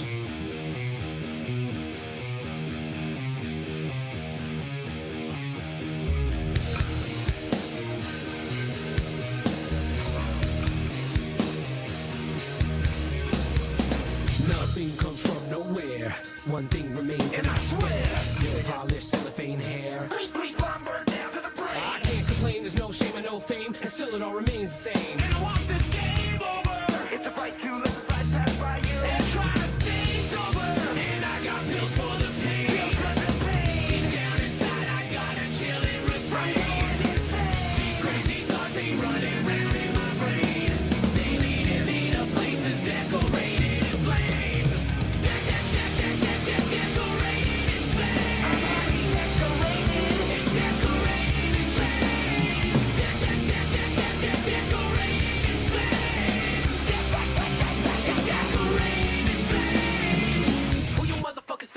I was waiting for that.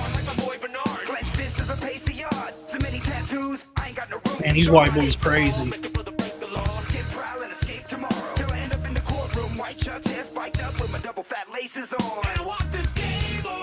It's a fight to let the slide pass by you. Till the weed in the pipe with lay came over. Till we fell again, as tails ahead. So many tattoos that the feds can't see the skin. So I think about myself again to my friends. Do you realize what kind of hell I'm in? And I got pills for the pain. Pills for the pain. Deep down inside, Lincoln Park 2. Yeah, this is like Lincoln Playground.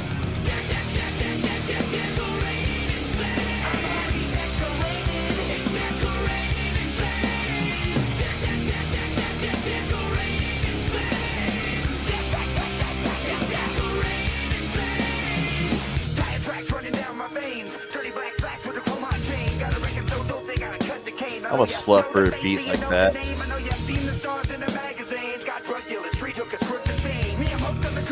Nice little sparse bass line.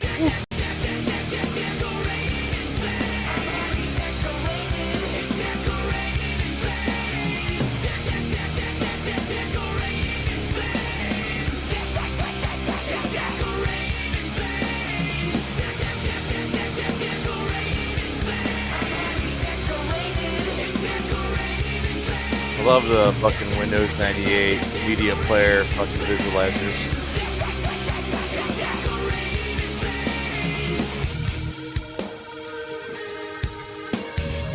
Huh.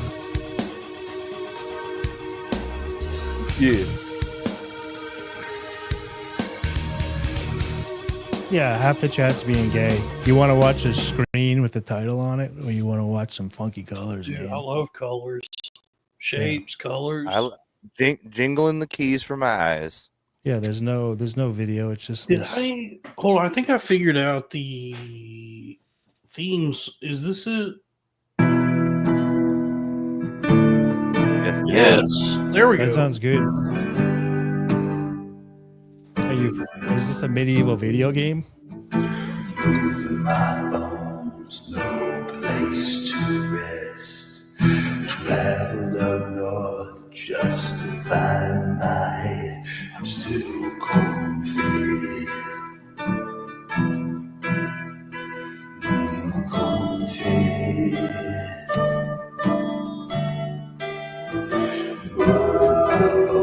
Just makes me want to chop wood.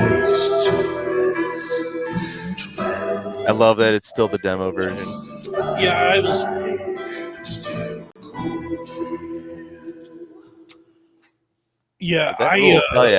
I have the done up one somewhere in my hard drive here. I just couldn't. This fucking these fucking MacBook makes it so hard to find files, and so that was the only one I could find on the fly. That's all good, dude. That fucking rules. I love doing that for you. Yeah, that's Ian. Actually, Ian here made that years ago. At this point, There's my corn-fed tie. This is why I'm on here. And yeah, and when I started this channel and I was like recording them and then uploading them, I was able to like add that and then upload it. And when I switched to live streaming, I'm still because I don't know what I'm doing. So I'm trying. If anybody needs music for their podcasts. Yeah, if anybody, that's actually, dude, that's a good business. I'm trying. Yeah, so I figured out how to add it. I just was able to add the whole thing to the soundboard. That rocks. And now, anytime I start the show, I could just press that button when we play the song. You're so professional now. Oh my god, dude! It's easier than ever to set up your a whole Rush Limbaugh thing just in your bedroom, dude. What a time we live in. What is this? Cruel World, Willie Nelson. We'll put that in the queue. The corn-fed radio is great when it's just me and Dave. But then when we have guests, we get to riffing and flowing and vibing with the guests. And it's like, trust me, in my mind, I'm thinking, where am I gonna? The song's in the queue. I feel, I want to. I think new metal even just scared Andy away. I aim to please. I want, I don't want to just take advantage of my audience, but it's also like, how do I fit this in with this guest who's been so kind to join me? Where do I put this in? And then Andy just has to sit there, just slack jawed. I just trying to figure out how to please my audience and my guest. Maybe I'm gonna overthinking please everybody. You're a people pleaser. Andy is taking a rather long piss. I got a video we can bring up. I got a video we can bring up that would start some conversation. Sort of Bonanza theme. New Limp Bizkit, please. Oh, did they drop a new track? Oh yeah, and it's an incredible song title name. Nice. So I think I might have found the next Rizzler, the Blizzler, if you will. If you want to pull this up. No, I don't like this. Oh, Dave, this might be. You're doing so good. What are you talking about? This is a creator. Might be the next Rizzler, the Blizzler, okay? I don't like that the Rizzler has inspired anybody. This is a very endearing video. I watched this a couple times today. Dude, us Italian Americans have gotten a fucking beating the past fucking 50 years. This is a really good interaction between a father and a daughter. Do not go on to Twitter and read the comments or onto TikTok and read the comments under this video, but especially not the ones that Dave has left. The video itself is very endearing, but I think this gave me Rizzler vibes, so I thought we could bring it to the show here. Hey, look, you can tell these kids don't ask for much, man. This is what she wanted to do for her birthday today. She wanted to go get. God damn, I want ice cream now. It is. I had a strawberry milkshake earlier today. And I'm taking them to the water park Brother. Sunday. This it was good. I am now officially fucking high as shit. So any treat sounds fucking fantastic. So, what was striking me about these types of videos? So we're just watching a chubby little gal. On her birthday, the father was saying she could pick anything she wanted for her birthday. She wanted to come here and get food. And he got her some gifts or whatever. I just thought it was interesting how parents are like trying to monetize their kids now. Yeah, well, that's weak, man. God damn. Look at your gift she just got. Show him your gift. Pull out that la-boo-boo. Show him I got that la-boo-boo for you. Yeah, I got a friend. And I got chapstick. I don't like. Yeah, this is just exploiting your kid. This is basically the Rizzler, though. They're all starting to do this now. The Rizzler was actually doing skits. This is just like somebody sending a home video. This is just a fat child. Yeah. Like, at least the Rizzler had some fucking production. Well, she's just some starting. pizzazz. She's just starting out. Yeah, she hasn't found her voice yet. Yeah, this Takes is 10 a raw years prospect. Oh shit! You got pizza grease on that money. You ain't spending that. All right. Yeah, I mean, I get that excited about pizza too. This, I don't like this. Yeah, they. It's birthday time. You don't find this heartwarming. No. After a week of negativity. So, as a dad, there is a part of me that's kind of like, all right, this is sweet. If this was something that was left in this dude's phone for his own family's eyesight, not for fucking YouTube or TikTok. Yeah, this is like one of those precious moments that should be shared away from the prying eyes of the public. This is just like, that's like a family. It's like the dad filming that and putting it on the internet is just, now I feel intrusive. Like, yeah, this is a betrayal of your fucking family for clicks. Like, you're commodifying your wife and child because you want to maybe make money on the internet, which I guess that's what everybody's doing, right? Though. Well, yeah, the job. Dude, I'm so anti doing that. I will never. I don't think anybody, like, honestly, I don't think anybody should put their child on the internet. Nah. begin like at all. I always There he worry is. for the child. But yeah, I mean, like trying to monetize your child seems bad. Sorry about that. That's good. I don't mean to. Yeah, no, sorry. All good? Fucking, my That's all right. my cat won't stop throwing up, and my wife deals with problems the way people dealt with QAnon. So we had to go over every scenario. Yeah.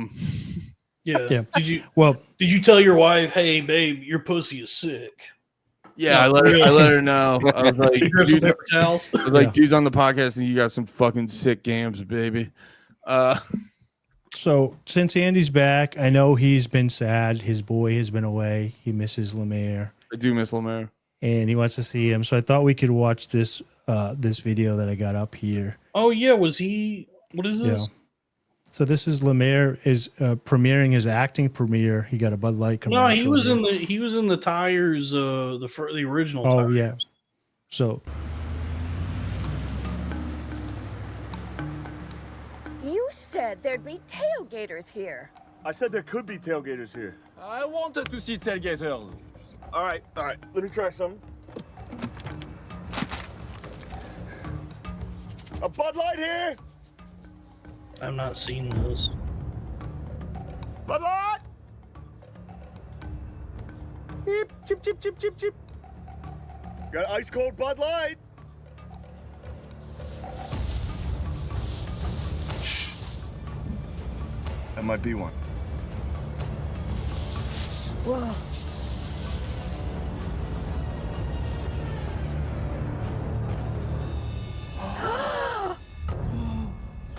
Look at him. Oh. Wow. I've never seen anything like it. You got Bud Light? Oh, Del Callo. It's all right. Oh yeah. He's friendly. He just wants a Bud Light. Here, you want to give it to him? Okay. Give it a shot. Here, nice tailgater. Look at him. Covering up his- Oh, there he is. Nice, dude. Keep your palm flat. He walks by like the fucking alien in Signs. yeah, right. It doesn't let me.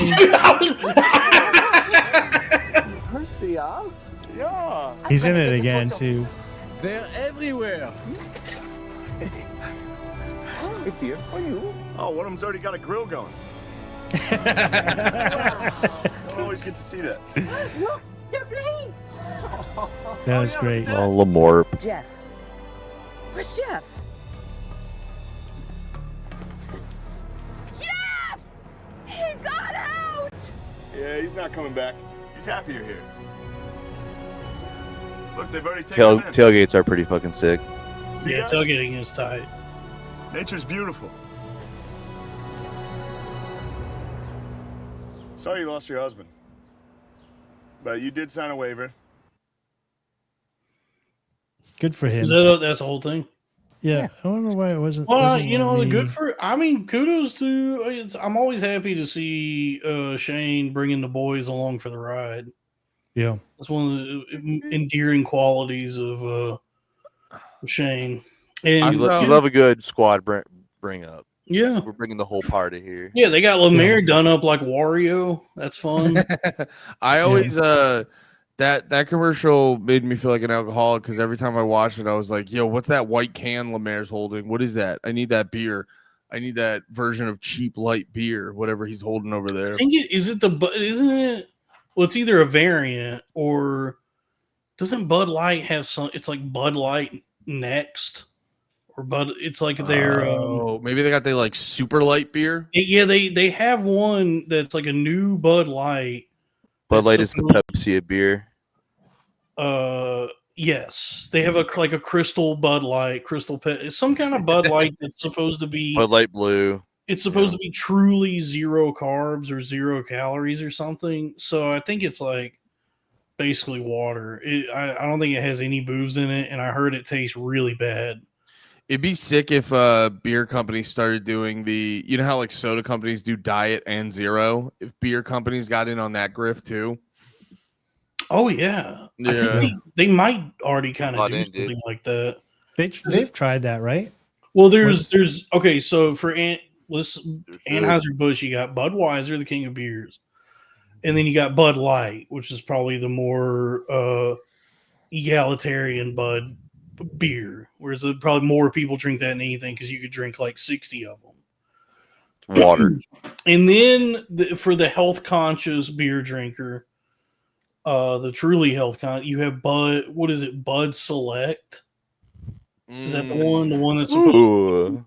I think I've heard of that one. Yeah. Yeah, that's the one that's the lighter than Bud Light. And then there's Bud NXT, which is like, I think that's the like Bud Zero, but not non-alcoholic. So I do think they have something similar to like Diet Coke and Coke Zero, and it's just like variations thereupon low carb beers. Listen, I want to have a domestic dispute, but then also watch my curves. Yeah. So yeah, I mean, all there's a lot of great beer grifts happening.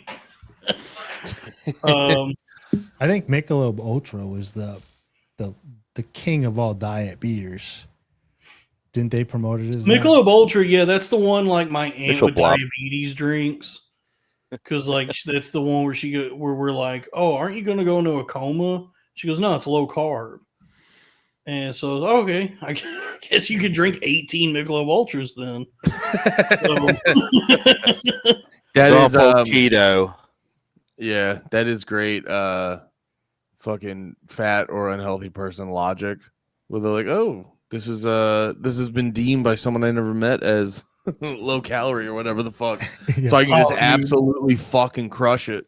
I do. I mean, I do because I, like I can't drink beer or any alcohol anymore. So like my thing is Coke Zero, and I go, well, it's 0 calories, so of course I could drink like 8. Yeah. I could have, I could have 8 Coke. Dude, I love that. I love that fat math. I love fat math. Yeah. Oh, dude, I'm always doing fat math. And then you start getting a headache, and you're like, "Well, it can't be the Coke Zeros. It's 0 calories. It's basically water." No calories in it. Yeah, exactly. I'm so hydrated right now. My shit should be. My lower back and kidneys, they're probably hurting for some Probably other that reason. cucumber Right I ate earlier. Yeah. Do you do what I do, and you find any excuse to just be a fat fuck? Like I broke my pinky, and I was like, because like I got home from the hospital, and I'm like, let's get takeout, and then the next day. I got a bunch of bullshit from the grocery store, and like I was like, I broke my pinky. I can drink a whole 12-pack of Coke Zeros and shit like that. Like, yeah, I find any excuse. You were so brave about your pinky. Yeah, I was so I broke my pinky. I need 10 Coke Zeros. I did some fat math like that earlier today, where I had not eaten all day, like I just hadn't eaten yet. And so I guess for my to reward myself for my discipline, where I said, well, because I haven't eaten, of course it's within the caloric allowance. Yes, the caloric budget affords me a double bacon cheeseburger and large strawberry milkshake. Yeah, because it's like, I haven't eaten yet. So I thought you were gonna say a large. These are my first calories of the day. Yeah, so because I've waited until 5 p.m. to eat, that means you're basically Andrew Tate, dude. At that point, yeah, 1 meal a day, fasting. Yeah, I'm like Andrew Huberman, dude. Yeah, and the best thing for you is to eat your daily allowance of calories in 10 minutes. Right at 8 p.m. Yeah. That's what I did. Me and the wife, we traded in our car and got a new car today, but it ended up taking like all day. And then we go out to eat, and I was like, huge plate of nachos, giant fucking cheeseburger. I was like, because I haven't eaten all day. And now I've just been crushing beers on this stream. So, oh yeah, they say that like if you do like any sort of fasting, like it's like it's 5-6 o'clock in the evening. I haven't eaten all day. That the healthiest thing to do is to go ahead and crush 4,000 calories. Yeah, you got to pay up that deficit. You got to pay off the deficit. That's economics. My most fucked up fat math is whenever I go to McDonald's and I get a McChicken, a McDouble, and a small fry. And my fat math in my head is I eat the McChicken first because it's like a salad. And That's then insane. the burger is the main course. Yeah, that makes sense. Well, the best fat math is if you have the McDonald's app, you go to McDonald's on a Friday, you spend $1, you get a free large fry, and then you buy 2 McChickens. That's buy one, get the next one for $1. You've only spent $3 at McDonald's. $3 or $4. $4 couldn't be that much calories, so you're not even eating that much. In this economy, you're just judging it based on dollar amount. Where it's in what scenario are you getting? In what scenario are you getting that many calories and $4 worth of food? So incredible. Dude, I didn't eat that I'm- much. I'm exactly the same way. Where I go, well, there's just no way I'm eating unhealthy on $4. Under $10 at Arby's, I'm Show me to this Shangri-La of excess and decadence where $4 is going to make me fat. Yeah, Show me this wonderful country. In what world? In what world? In what universe? Dude, dude, and I'm horrible about, like, if I do try to get healthy, because I'm just constantly at war with fat math. Because, like, every goddamn day. I've been trying to exercise more, and it's that reward system, like you're talking about, where it's like if I walk a mile, I go, okay, now time for a 7,000 calorie dinner. Yeah, Dude, that's about equal to a Crush mile. my Yeah. gains today. I'm good. I burned 100 calories. I got to get my protein in if I want to turn this into muscle. It's time to go to Pizza Hut. Dude, the worst thing that could happen to me is someone comes up and goes, "You look like you lost weight." And I go, "Well, I also look like I'm gonna have 3 Big Macs." That's what, because you said I was. Watch me. I know, dude. I know exactly what you're talking about. Like, somebody compliments you, they're trying to, like, keep you going in the right direction. They go, "Hey, man, you're looking good, man. You look like you lost weight." And then the light bulb goes off where you go, "I'm going straight to Burger King." I've earned it. I've earned it. I've lost so much weight, and you're just like 20, 30, 40, 50 pounds over what were in fucking at the end of college or some shit. Yeah, it's like I'm still fat as shit, but because the reward systems are so fucked up that because I'm heading in the right direction, people notice. If they tell me that, it's like time for a Frosty. I deserve it now. Yeah. With the fries to dip it in. Yes, I'm getting a Frosty and fries. I need the salt in my sweet. That's mathematics. That's balance. You can't. Yes. It's like, what am I going to do? Just eat a Frosty? That's unhealthy. It's the zen of Wendy's. Dude. I need the fries to dip in it. I need.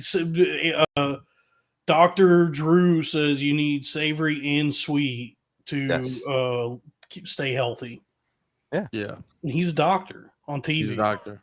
He's a TV doctor. You know what I've been buying is they sell vegan cookies that it's all pre-made, these like frozen balls that you just pop in the oven. But I just buy them, and because there's no egg or anything in it that can make you sick, I just buy them and eat them on the way home from the grocery store. I just eat a dozen cookie dough balls. Vegan raw cookie dough. Just 12 cookies raw out of the bag. Just see, I'll do something similar, but I'll get a log of Nestle Toll House cookie dough, and it ain't getting close to the oven. Yeah, that's what I'm saying. You don't cook them. No, those Oreos ain't lasting the drive home, dude. Yeah. By the way, you could tell that I guess just like fat fucks just couldn't wait to cook their cookies, because now when you go to the store, the cookie dough section, the safe bake or whatever.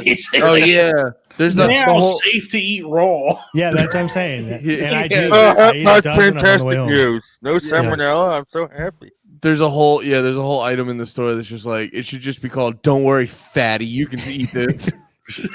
Yeah. Here's your slop pig. This won't kill you immediately. It'll just do what you've been doing. Here's your snack while you prepare dinner, you fat piece of shit. Dude, being fat sucks. So I don't think I've ever, if I buy Oreo cookies, I just eat a sleeve on the ride home, Yeah. Like if there's like 2 rows, I eat 1 row on the ride home. Then I put them in the cabinet as if I'll get to those tomorrow. And then as the day goes on, I just open the cabinet and eat 2 at a time. And closed it. Like I'm not going to eat them, and I just eat the whole you're thing rationing. until I'm sick. Yeah. So if I buy Oreo cookies, half of them get eaten on the ride home, the other half gets eaten out of the cabinet within an hour of getting home until I just get sick off of them. Yeah. I had to stop buying cookies from the store because none of them would ever make it 2 days. Yeah. And I was just like, they may not even make it. Well, to the house. this statistic is really depressing. Yeah, that's what I'm saying. Like that's why I just don't buy it. Yeah, you just can't buy it anymore. So. Yeah, I'll do a 6er at the gas station, but other than that, well, you were saying like how you give yourselves a reward or whatever. I will eat healthy all day. I'll wake up and I'll make like chia pudding, oat, and all this stuff, and then I'll drive and do work, and I'll be like an hour away from home, and I was like, oh, I'm gonna go get a water because I'm healthy at the gas station, and I'm like, oh, while I'm in here, maybe I'll just grab a bag, a fun size family bag of Sour Patch Kids. And I was like, oh, the spicy Doritos, those are vegan too. So I'll grab those. And I'll just crush a whole bag of the chili sweet Doritos and then a whole thing of Sour Patch Kids on my ride home and just make myself sick. But I earned it because I ate well all day. I struggle with that with like packages and like whatever the container is, because there's like something in my mind that a switch flips where I go, well, I have to finish this package. Oh, I don't want to get unsanitary. So it's like, even though like when I was shopping, I said I could buy the little personal size Sour Patch Kids or the big ass family bag's a better deal. But then the second I break that thing open, I'm like, well, I have to finish this whole pound of Sour Patch Kids. Oh yeah, I treat them as one serving. Yeah, it's devastating. And you know the thing that really there's very few benefits to being fat. I guess like people think you're jolly. They're like, oh, he's like John Candy or whatever. But Candy. That's where like you have the Peter Griffin body and everybody loves that. Peter. Right?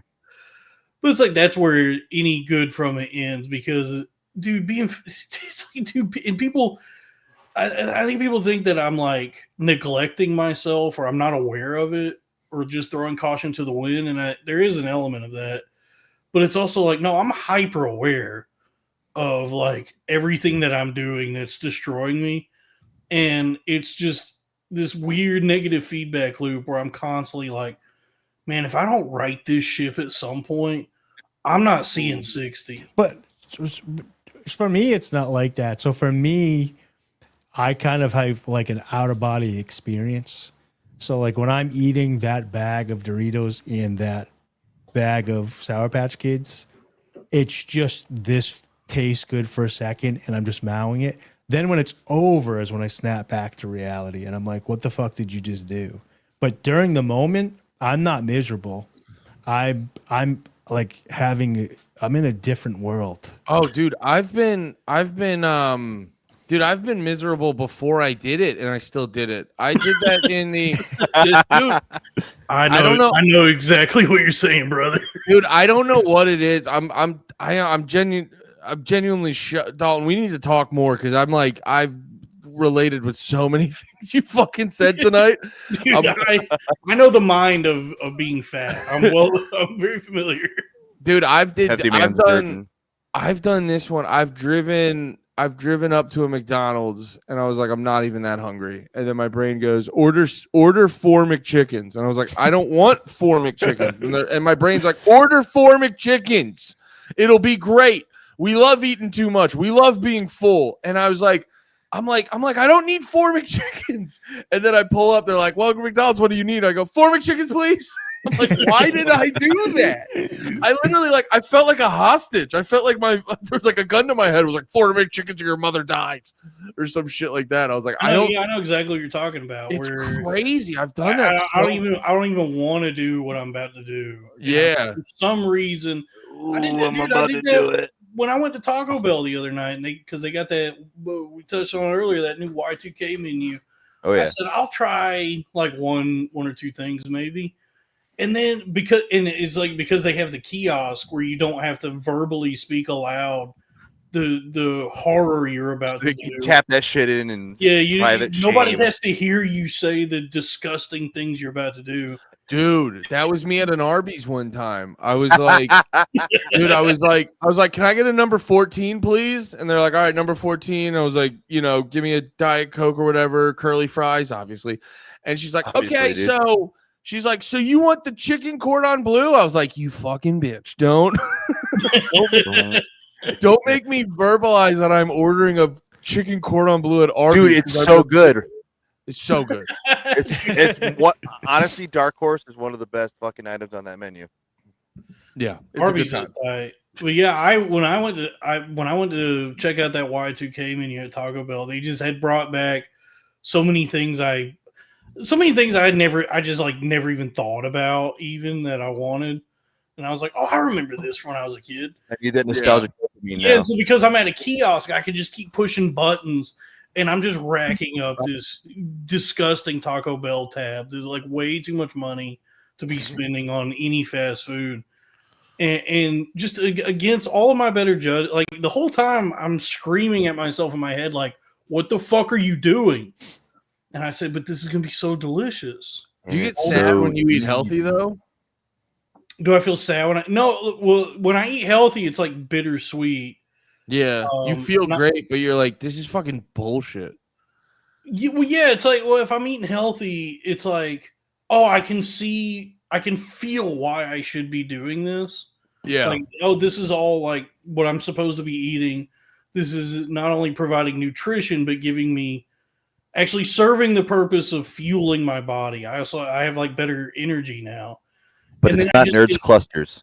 Yeah, and then I just get sad at the thought of that I have not been doing this, and that this is not going to fix everything immediately. That I have to like be consistent about it, and so it's like this weird thing where it's like, yeah, in the moment, if I'm eating healthy, it feels good. It's like, all right, I'm on the right track, but then it's like, why have I not been doing this? And then I'm like, fuck it. Let's have a Klondike bar to celebrate the salad I just ate. It's gonna be the Heath bar version. Yeah. You're like, what would you do for a Klondike bar? You're like, I would get rid of all the despair in my heart. Yeah, I mean, yeah, it is like I think I go to the food or eating something like that because it's like, I don't know, there's like some sort of like where there's literally like, if you eat a bunch of candy, the sugar rush, or I'm sure something's spiking when I'm face fucking myself with McDonald's. And even if I don't like it, I think I'm like chasing that because every time you eat healthy, you're just like, this is fine. This is good for me. Nothing like exciting's happening. You know what I mean? You can still eat healthy and overeat. I made chili from scratch, which is like all healthy ingredients, just beans and spices. Yeah, this sounds so whatever. fucking healthy. And then chili's healthy for you. It's just beans and spices. And then I got like low calorie wheat wraps and put it in there with some low calorie cheese and like folded it up and grilled it on the thing. And I was like, oh, I'm going to have like a homemade gordita thing. And then I just pounded all 6. I just kept making one after another of the 6 tortilla thing until I just felt sick. And then I was like, well, I better go take a nap so that I can feel even grosser and then wake up and do the podcast. That's why I think it's all about fucking moving around and shit like that. Because I know people say you can't outwork a bad diet. And I go, yeah, I think that's for like people who want abs and shit like that. And like they want a specific athletic thing. I'm more, and like obviously you want to work in fucking vegetables and chicken and real food and stuff. You don't just want to go like, oh, but I'm eating candy all day, but I'm thin. But like obviously you want to work that shit. But I think the big thing is more so just fucking moving around and doing shit, not just being a sedentary fucking Jabba the Hutt. Yeah, like I mean, if you keep active and I mean like where you're like legitimately either just like walking around every day and either making some effort to exercise or just passively, like you just walk everywhere, or guys that do like hard labor. It's like they naturally, like, they're not fat as shit, but they're not ripped. So it's just like, yeah, just the way guys used to always look. Where 1920 strongman. That's what I'm doing. I work out, and then I hike, then I ride my bike, and then I pound 6 chili weird things that I make until I get sick. It's all balance, baby. What does this mean? Tuna soup is the new health craze. Oh, because I make watery tuna salad. I'll be putting vinegar in it, so it makes it kind of soupy. What was I gonna say? Oh yeah, well I get, and also like nowadays, there's like, yeah, I guess there's so much. I guess like anything that's good for you is kind of has a higher barrier of entry because it's harder. It's like harder to access and it's more expensive. So there's so much excess of just dog shit, and it's easy to get, and it just lights up all those parts of your brain that make you feel good. But it's funny because it only feels good as it's happening. In the second, like as soon as you swallow that last bite, Johnny Cash's hurt I'm comes immediately on. depressed. Yeah, that's what I'm saying. I snap out of it, and I feel physically and then emotionally sick, and it's like I'm having an out of body experience when I'm eating, and I'm not stopping myself. And then when it's over, I'm like, I just mentally spiral. Yeah, and it's like it's with so many, dude. It's with everything. It's like everything is like geared to spike your like dopamine levels, and we're all fucking miserable from it because like, dude, I have, Andy, you're married, so I don't know what your relationship with pornography is like. Maybe you have that a bit more under control than I do, but I have that with just like looking at naked women and jerking off my penis. Similar to like eating burgers or whatever. It's like I don't want to do this, but I'm going to go ahead and eat this anyway. Dude, I have it. I've had so many, like regularly, where I'll just be scrolling Twitter or whatever, and it's Twitter is now festooned with titties and butt cheeks and all manner of lasciviousness, and it's like, all right, well, I didn't want to do this. I still don't want to do it, but I guess now I'm going to go ahead and jerk off. I'm tugging taffy. I'm tugging to make myself feel better, and it only, and it's one of those things that only feels good as it's happening, and then the second I bust, I'm so sad. I need to go to Wendy's to go bust again and then feel sad. Yeah, I've earned Wendy's. Get Gary Jules, Mad World. It must be a similar thing to like. It must be a similar thing to like drug addict shit, because it's like I think when you're in that moment, you remember the first couple times you did it, because when you were younger, the first time you jerked off, you fucking sounded like R2D2, just being like, "Wow," like you fucking you're like, "What the fuck is this?" And now you've done it a bunch and you're real good at it, so it doesn't hit the same, and you're more conscious of it. But I think it's probably because you're so locked in, because that's what I feel all the time when I'm eating fast food. The lead up to it, I'm like, this is going to be so fucking sick. And then the second I'm done, I'm like, why did I do that? Yeah. It's like you almost have to like, God, you almost have to have like, what was it in Inception where he has this little, everyone had their little totem. Yeah, you have to have your totem to be like, McDoubles don't make you feel good, Andy. Yeah. It's just it sucks that all the things that feel great, like everything that feels good actually makes you feel bad. Mm-hmm. And everything that fucking sucks is what's going to make you feel good.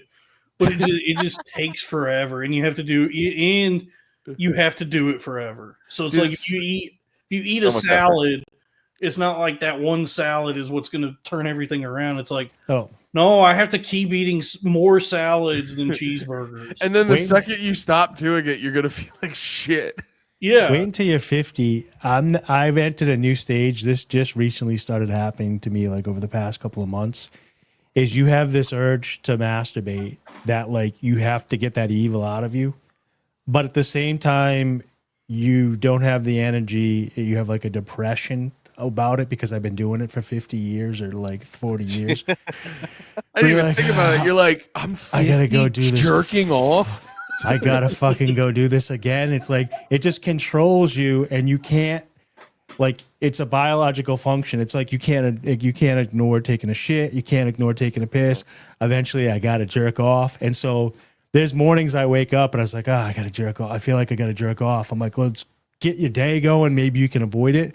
And like 3 hours in, you're like, just go fucking do it so you can get that gone.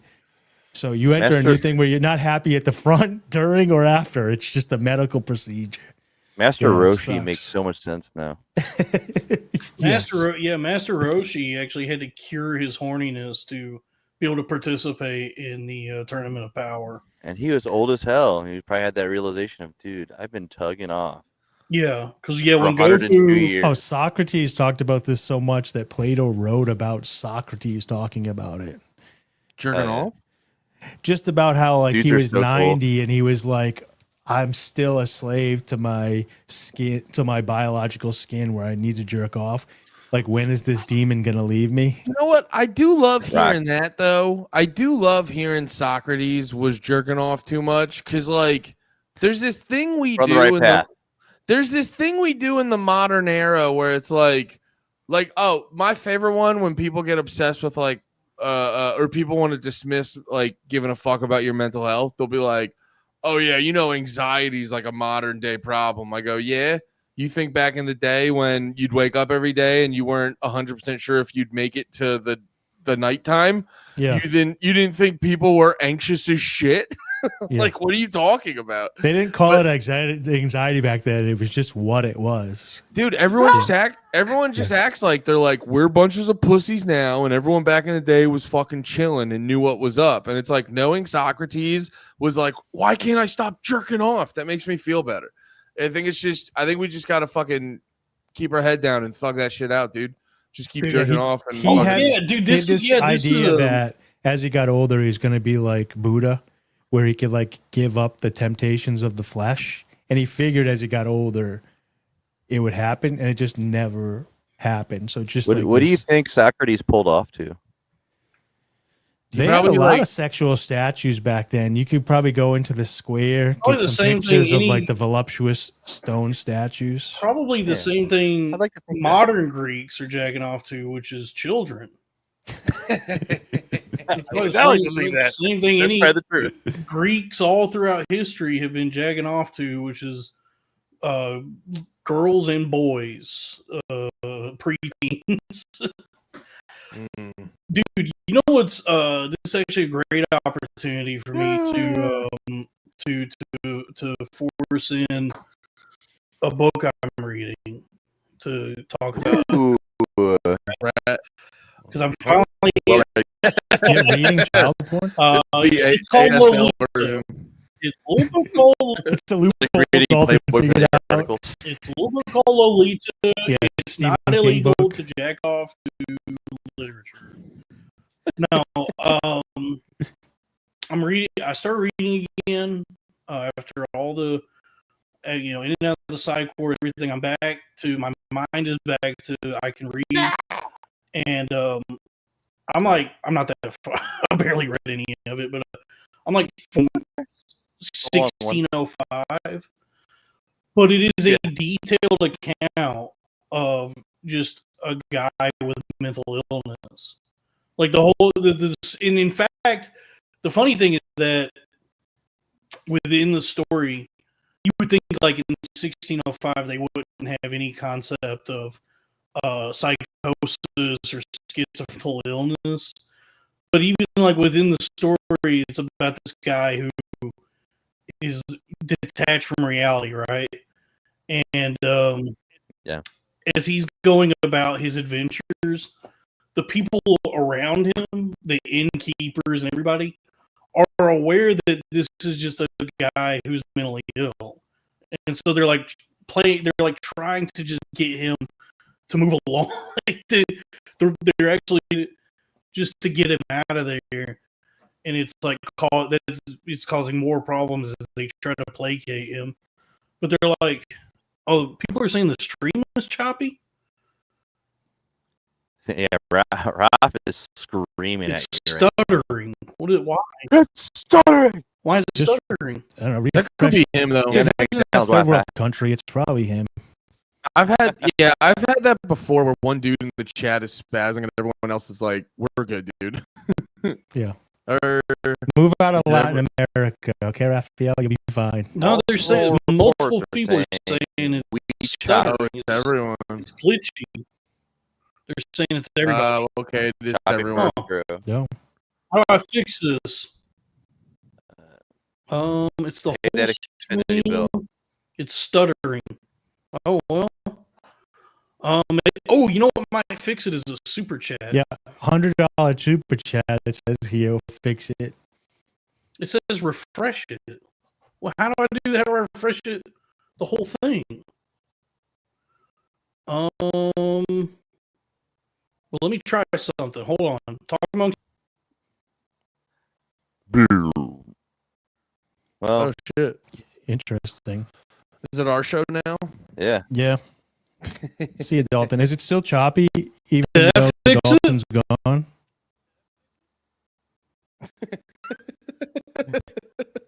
Chopapalooza? Yeah, it's too high for that. Choppy. Did that fix it? Hold on, Dave. Yes, it did. Take Drew the, said yes, it wait, did. let's try this. Take the. It says, is it fixed? It was good it when you fixed? left. Still choppy. Still choppy? God damn it. Still choppy? All right. Well, yeah, I was gonna say remove that. Dave had something queued up. Maybe that was Slow's troubleshooting. So this, the people are gonna love this. Do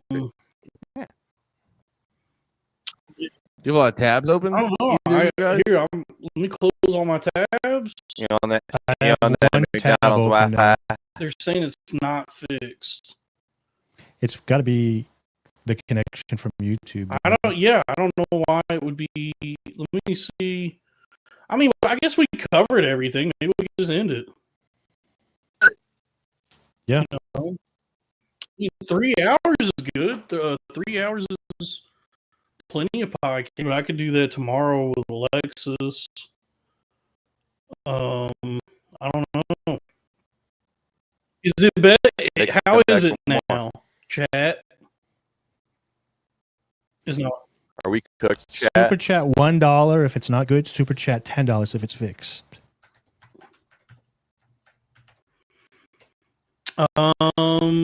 Is it still Is it still stuttering? Is it glitchy? A bunch of chats just pop through super They're quick. saying it's. I don't know why. I don't know why it's not working. Andy, do you have any plugs? Yeah, guys, check out my podcast, Panties in the Mouth. It's a good time. Actually, anyone in the chat, I'm learning. I kind of treat that like a daily radio show, talk show sort of thing. Dude, I love it. Yeah, so go check that out. I'm actually gonna stream tomorrow morning with my my other podcast co-host Pat George. And we're gonna talk Charlie Kirk and Panties in the Mouth, Drag the Lake if you like music, No More Heroes if you like movies. I talk a bunch on the internet, and also my social media is Andy Malafarina everywhere. So go look for that. Nice. Yeah. It is not fixed, but here's $10. I don't know. If you guys go over to Andy's Instagram, he's got. Yes. I post everything on my socials. That's so strange. It's not choppy for any of us It's all smooth, here that have baby. been talking to each other. It's fine. Yeah, long ball. Yeah, I don't know why it's fucked up for everybody. How do I? Is there anything in the settings that would fix it? Well, And once you end this broadcast, you can't start this broadcast again. yeah, I don't know. I don't know how to fix it. I mean, I guess you know what? 3 hours is In good. 3 hours, you got 4 big sets of titties tomorrow, which are going to be nice. You guys can tune in. Alexis and me and Kevin That's forward. So yeah. So Andy again. It's good to see you again, man, and I really appreciate you coming on and hanging out for this long. This has been such a well-rounded, Yes. robust Rotund. conversation. Yeah. I'm really happy. Yeah, it was Kate. great seeing you again, Dalton. Great podcast with you guys. This was fucking awesome. This is fun. Yeah. I think the fans will love your stuff if they, very similar to what we're doing here. So I think they should all go over. You know what would be fun? I don't know if there's any way to line this up with everybody's schedules being the way they are, but it had you and the whole crew, all y'all are in Austin now, right? Yeah, if all y'all came on Crowder Boys with me, Crack, me. But I know it's everybody has their own schedules. So I don't know if that's ever possible, but that would be cool. That'd be sick, dude. Fucking, we should figure that out. Yeah, I mean the benefit of the live stream thing is it's not like anybody has to go to a studio or figure any of that out. You could just do it from home. So yeah, that would be cool. But we'll put a pin in that. Just remember it.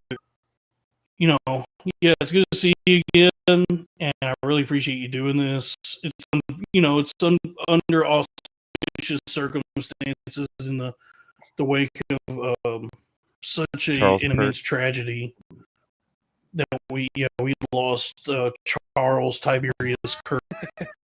Well, I appreciate you having me, even under such circumstances. Nah, of course, course, we definitely gotta do this again. Do we have a couple of minutes to just end the show watching Crack's video? Sure. I have it tuned up here. Before we do that, I just got to plug the Patreon, patreon.com/cornfed with Dalton. It's still, for right now, just me talking. It's an audio-only solo extravaganza until something else. I'll do something else. But it is, people seem to like it. So patreon.com/cornfed with Dalton Pruitt. And the shirts are coming. We got shirts, we're gonna have shirts. We got a creamer. We're working on a creamer. The stream is...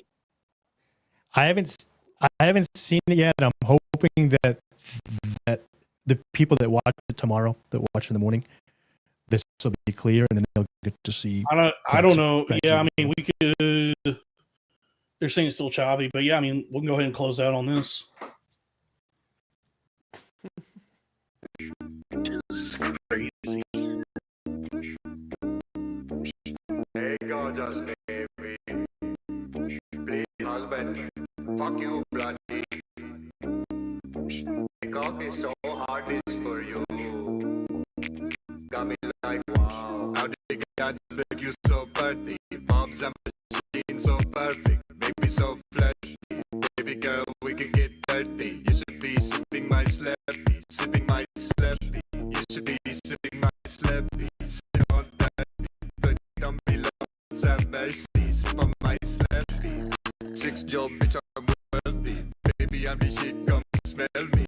We can take selfie. Don't say that I'm too smelly. You look for fresh meat. Take you to the hell. I'm a bad mother trucker. It's your undercover lover from this Circle K. I want a tail fight. Fight that would work for pay. I've been at work for days, but just wait till my shift ends. Let me unplug it and plug it back in, my friend. Let me in like I'm tech support, but to get direct, I need some neck for sure. So get on top him with my drum line. Beat the pussy up. I'm just not rude. Keeper of the keys to your heart and the bathroom. How the gods make you so pretty. Moms and machines so perfect. Baby so flirty. Baby girl, we can get dirty. You should be sipping my slappy. Sipping my wow. Please before don't touch me. Don't be lots of mercy. Sip on my slappy. Yeah, I hadn't seen that yet. It's pretty funny. The key to my heart, key to my restroom. That's pretty good. Yes. I just see the video of Crack doing that at the gas station, and That's the why I guy was going, laughing. "What the fuck, buddy? What do you do? What do you?" I do wonder about that. Like, how is he asking them, or is he just showing up and then getting ran off? I was laughing. I assume he's got a buddy. I bet you he showed up and his buddy recorded him for like 30 seconds, and he was like, "We got to get the fuck out of here. This is fucking nuts." Dude, and also he has to be like the second dude, because I know what was the movie Short Circuit. He has to be the second dude in history to do Indian face. Oh yeah, is it him and Fisher Stevens, yeah, I think that's his name, right? Fisher. Yeah. I'm so he went for it. He did himself up in brown. But that shower afterwards, it was really messy. That it was like a lot to deal. He said like, this is what I'm cracking. Never doing that shit again. Dude, he cracked me up because he said, "Dude, I don't know how fucking Dan Henschel just does this shit every day." Who? You don't know the bald guy on Twitter? I don't know who he is. He's like always screaming in his car. He presents. He might actually be just mentally ill, but I mean, he's pretty regularly, like every day, he's like posting just like stupid shit where he's like, "What if the Joker was actually pink?" And he just painted his entire Oh, I know this guy. I never knew his name. He's just like a Twitter trick. He's that meme that pops up all the time where he's like dressed like Hitler, and he's like, "I got beat up for no reason." Yeah. Or something like that. Yeah, I know exactly who that is. Okay. Dan Henschel. Henschel. I don't know if the chat is saying that this show has completely fallen. There's a mutiny happening right now. Apparently, on YouTube, this is not working for anybody. Yeah. So I guess I don't know how that's going to come. It's probably going to be dog shit until the end. But I'd say overall, we did a good show. Probably the best podcast that's going to come out anywhere this week. Probably best podcast. Yeah. So only podcast left. They're saying, wait, so the audio is okay? Is it? I mean, the video is whatever. If the audio is fine, it's fine. Oh, I know this guy. He was the one that said he was going to do a black. Oh, yeah, that was one of his every day. His funny ones. And he didn't even do the Hitler mustache. Choppy as shit. Yeah. Audio is fucked. All right, whatever. Andy, again, thank you. Ian, Holy Coast, Such Strange Ghosts is the album. Sorry that the stream fucked the Kirk army got onto. I guess I'm not mourning properly, or I haven't shown the proper condolences. I don't know. I am scared that people are going to be mean to me for the things I've said. Next week, tune in for Pandatron. Everybody go follow Pandatron X week. We're doing a Bamboo Fed crossover episode. Israel is doing this. No. I'm not saying it's Israel. I'm never going to be saying it's the Jews. Okay. Did I read all the super chats? Did he sleep in my? Yeah, we watched it. Okay, yeah. So yeah, I guess it's Israel's fault that everything sucks. Good night, everybody. Good night. See you next